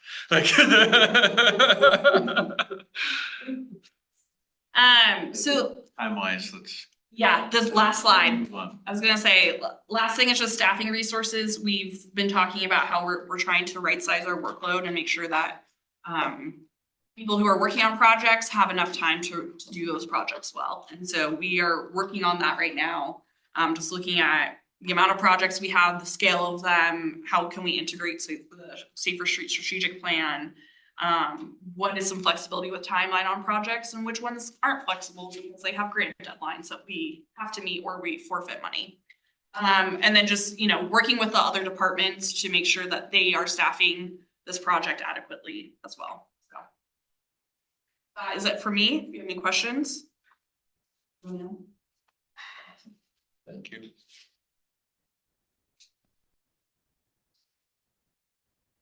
All right, next thing on here is a field trip. I guess I'm gonna need some reminding Shane and Ken and Derek why we have it on this agenda versus September.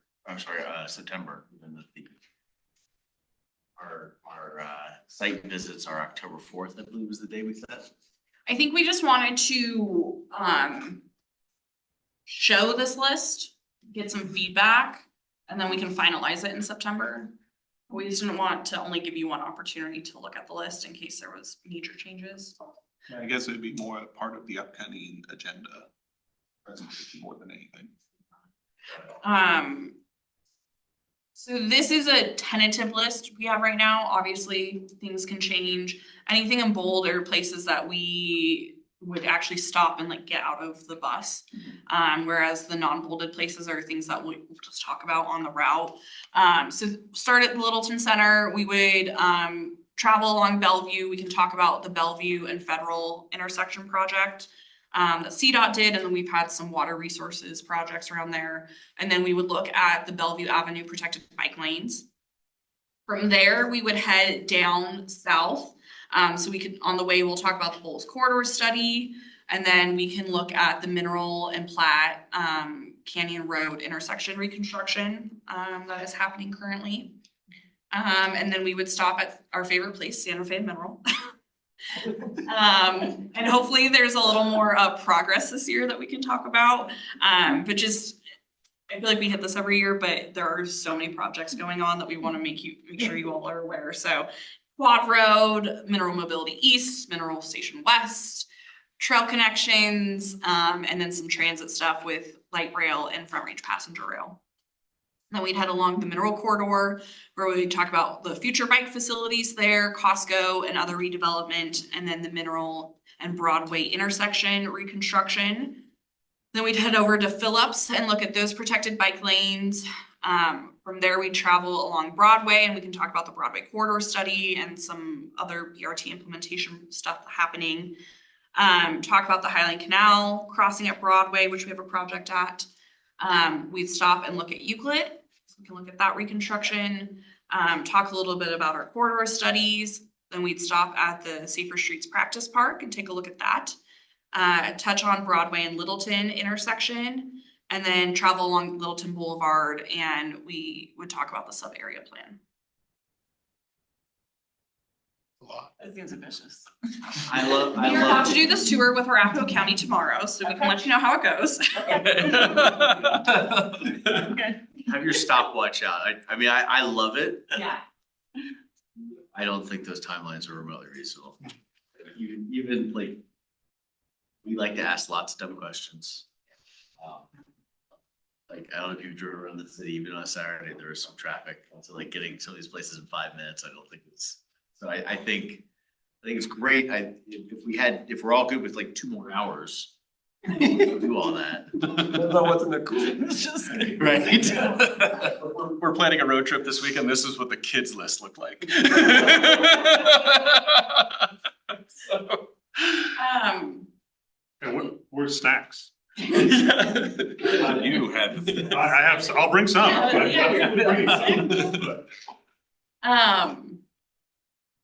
Yeah, well, obviously, we can maybe talk at the planning meeting of, you know, if, I don't know, if you all want to provide, like, what's your top thing you want? That's what I was gonna ask. So if I could ask all of you before we meet Wednesday, next Wednesday? Yeah. Before next Wednesday, and that does not mean like Wednesday morning at 8 o'clock, like literally before Wednesday, by Tuesday. Send 11:59. Send us your 11:59 PM, or will not be counted. You don't get credit. If you could send Kenna and Shane your list of like, top 5 things, three to 5 things that on that list that you want. We have that document. You just. We can send it out. I don't think it was. It wasn't in the agenda. It was not on the packet, actually, so we will. You guys will send that out tonight or tomorrow morning? No, I won't send mine. What's that? I said, I just asked for that, but it's not, this is your committee. You're allowed to weigh in. Okay, thank you. Yours only count for like half points. That's fine. I'm not, it's your committee. So yeah, if you could send them that so that we could then all weigh in. Yeah, and we will see how it goes tomorrow. Yeah, let us know. Yeah, I mean, you're able to get all that. You're doing this. I'm most curious about how many stupid questions you get from work was the Arapahoe County that's going, see how stupid they are. Guarantee ours are stupider. I think I missed something. What's next Wednesday? So we do our, we have our planning meeting for the next. Okay. Our, Like, oh crap, I didn't get that on the no, calendar. no, Okay, no. that's just You are just. Not your calendar. So we come up with the, we clarify the agenda, we make sure we know what we're talking about, and we talk about the next few meetings. Planning meeting, I got it. Planning meeting, yes. I've got it pulled up. Gotta find the share button. It's always the hardest part. All right, so that's that. And then cone zone. We talked a little bit about this in our last planning meeting. About where, well, I'll let you guys take. Kinda should.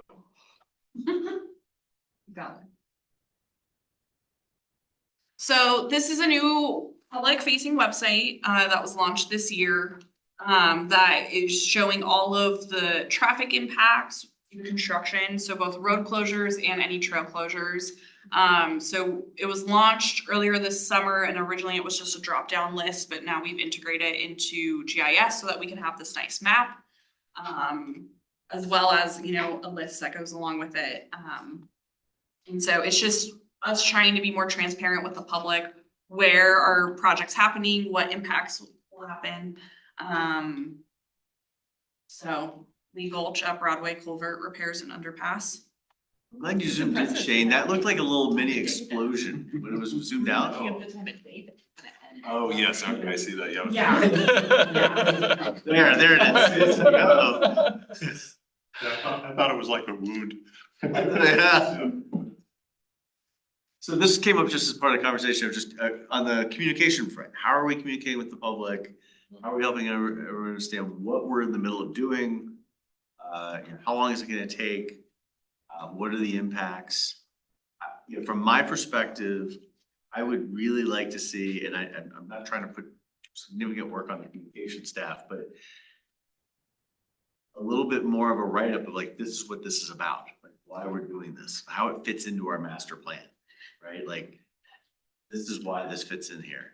Yeah, and I was gonna say, I think you can link to each of the project web pages.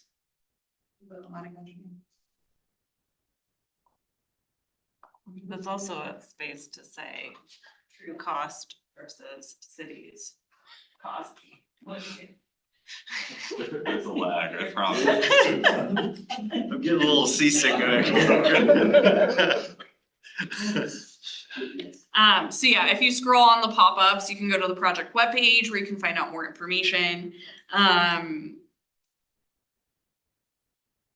think Jeff, to your point, yes, trying to like tell that big picture story of how everything, I think that is the ultimate goal, right? And I think this is one piece of that. I think we have like our Big Things Littleton webpage that kind of talks about that. Eventually, we're going to have this project management tool that Adrian is working on from a citywide perspective. So I think there's things in the work, but we're not telling that full picture story yet, but that's the ultimate goal. I get it. There's limitation of the tools we have.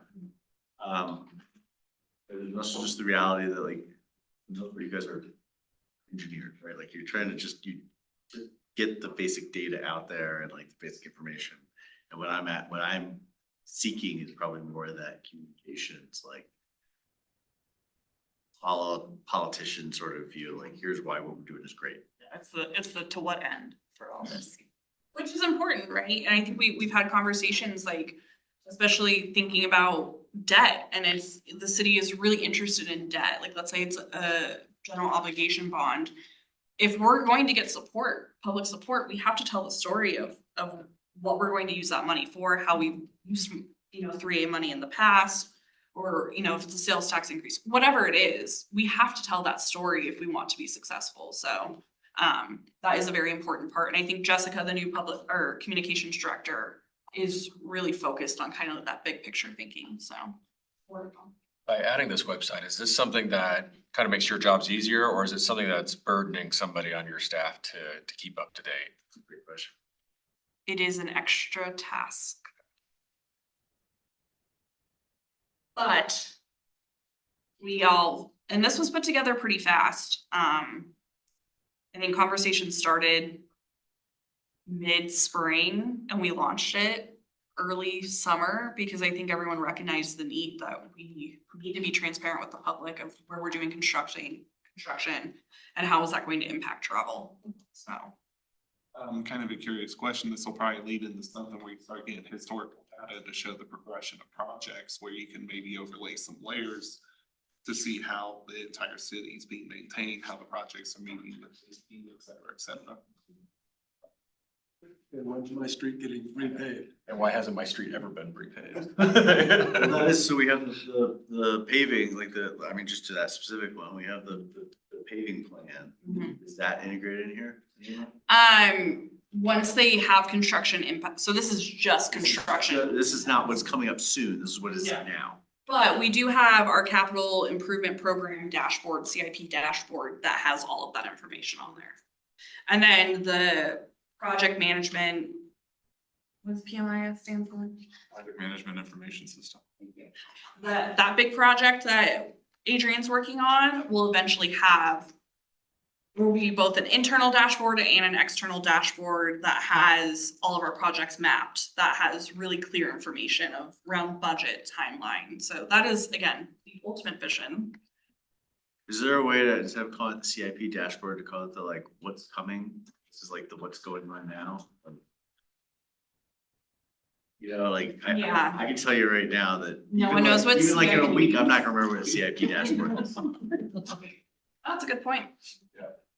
Well, I guess follow up to that. So I go out to the webpage and I go, what are you looking for?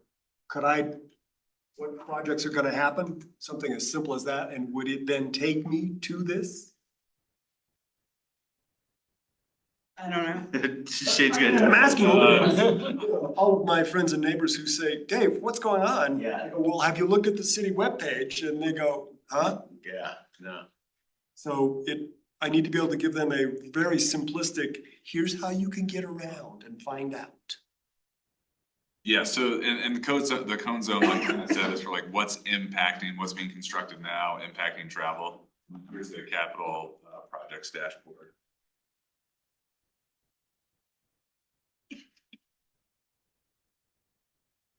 Sure. And I'm gonna plug my other idea, which I really want, like, I just want like a little yard sign next to each project. It says, what are we doing? QR code. So I just did with my phone, it takes me right to the project page of, we are putting in protected bike lanes, we are in this intersection, here's why.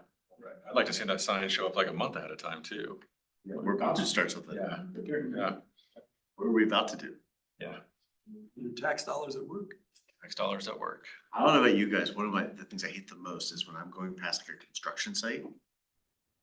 Like they tore something down, there's a construction site, I'm like, what are they building? And there's no signs. There's no like, hey, we're putting an office building, or we're putting this, it's like, it's just, you know, the name of the contractor and like, stay out, and that's it. Totally with you. Just want like a little sign, like just. Tell me if there's a Chick-fil-A or something. I just wanna know. Exactly. All right. We have 5 minutes left. All right, what else we got? So quickly, I think staff comments, Urban Land Institute, the technical advisory panel for Geneva Village. They did a presentation after that 2-day workshop. They will be coming back to council. I have 9/23 down, but I'm not actually seeing it on the tentative calendar, so that date is up in the air, so we will keep you updated with that date. But there will be a final report with that, and then we do have it on our upcoming agenda for TMB to have Kathleen or Julie come and present more on that. So more to come there. The South Metro Waste Diversion Study, there's a link to that website that gives more information, and the Next Gen, Bobby is his name, who came last month, talked about how they've worked or been informing about the diversion studies. They sent a letter to the council endorsing the kind of overall. So yeah, check out that website. There's a lot of great information there. Meet Greet Me, that was postponed in July is now rescheduled for September 10th at Southbridge Park. I forget who was signed up for that, but let us know if that date works or does not work anymore. So that was the one that was originally in July. You guys happen to know who was supposed to go? I know I was supposed to go. Are you gonna make this one? I'm currently think so, but I definitely need to check. I can ask the question a different way. Did anyone make this one? I know I cannot make this one. I should be able to. Then Matt. Who went to the August one? Was there? How'd it go? Feedback? They gave us a table, actually acknowledged our We had a table, we didn't have a stamp stamp. for people's passports. And there's stickers. It's just a little thing of stickers. Yeah, we didn't have them. Oh, I'm sorry. Making. Come find me, I'll give you some. Josh drew little lights. Yeah, Drew It was Light. really impressive. I Started to disappear. Foot. We include all mobility. I'll give you stickers. Yeah, we had our QR code. Yeah. We had our QR code sign and, I love it. so yeah. Wow. I mean, I think, Really? I Real don't, I upgrade. have no reference point to the other ones, but turnout seemed to actually, I think it was one of our best we've had. yeah, it seemed It really. was. That's what I was wondering. It seemed like there was a lot of It was people. really good for a lot of people. It was squished in, it was intimate, like there was a lot of people, but Yeah, that could have been part of it, the feel too. there was a lot of people. Where was this one? At Southbridge, is that right? Yeah, Charles Emery, Oh, yeah. Blue Park. Yeah. And it was exciting because someone went to do a signal crossing on Gas Hill Road for the restaurant. We got to say, okay, you'll get one. You know, but only because you asked that, right? Really, it was really nice. Oh, we got great feedback. Yeah. And a list of half dozen things. Oh, that's, yeah. Awesome. Before we adjourn, can I make one comment or two comments? Let's give me one more thing to talk about. Promise. Thank you. Take the bike lanes. Yeah, I forget what my update to you all was. You might come soon. We're getting some. We were getting some. I think it was, the question last time was, these protected bike lanes don't necessarily align with our bike priority network. Yes. And, you know, part of it is, projects of opportunity. They were, either already buffered bike lanes or, striped bike lanes with enough right of way to add buffers that we can then add protection. Not a lot of on-street parking, if any on-street parking, so the amount of public engagement that's needed, is less than like in a lottie here, right, where there's, you know, houses facing onto the street, and so if we're taking miles of on-street parking, you have to do public engagement, whereas Phillips, everyone has their own parking off-street, so we felt comfortable taking away the amount of on-street parking that was there. I think the big thing of, we need to update our bike priority map and connectivity, because there's gaps that we've realized of, hey, no, these are good connections that aren't included in the current TMP. So making sure that when we do that, the next TMP update, we really are looking at the connectivity, the whole network, right? Not just individual corridors, but how does this fit into a network perspective? And then again, I think that moral priority of how are we prioritizing modes, multiple modes on individual corridors. Does the updating of those maps have to tie into the updating of the TMP? Or does it just have to be included? See, I don't know that it has to be, like, could it be done earlier? Is that kind of the implication? I guess it could be. The part of the point of the TMP is to have the public vet it and then to council it to adopt it. Sure. And so, I mean, the potential risk there, right, is we come up with something and everyone hates it. And is there or don't think it makes sense, is there a way to kind of provide feedback on that versus building it based on what we have and then the feedback that we receive the first part? That's fair.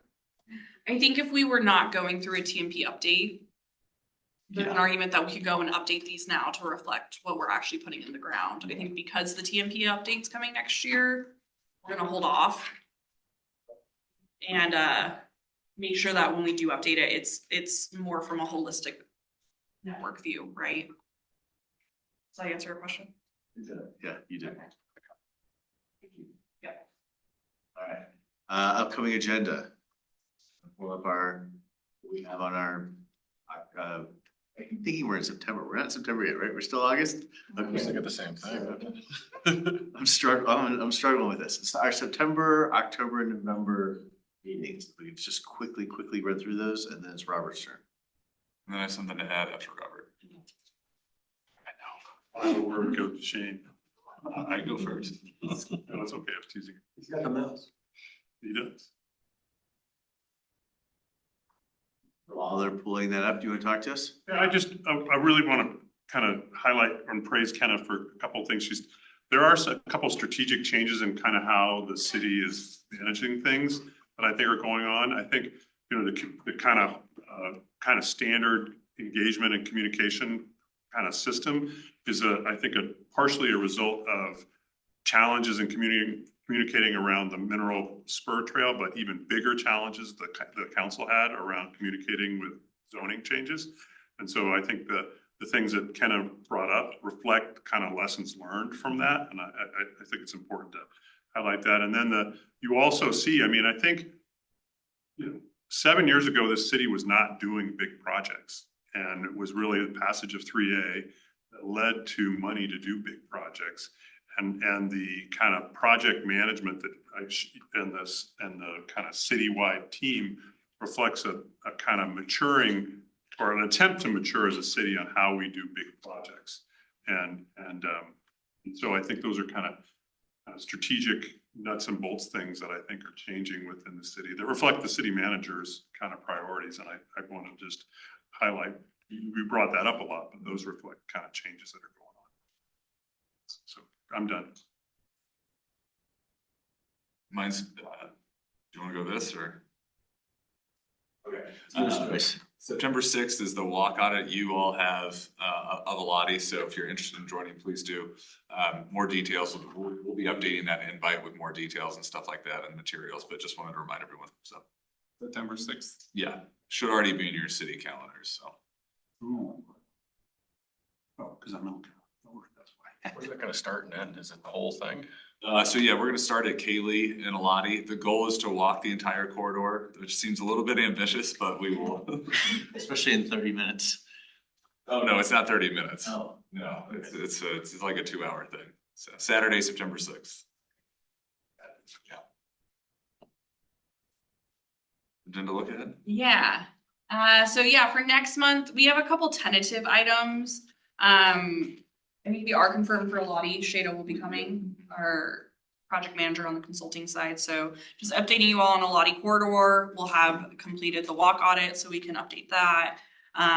Phase 2 of engagement, kind of previewing alternatives, those types of things. Tentatively talking about our 2 Broadway intersection projects.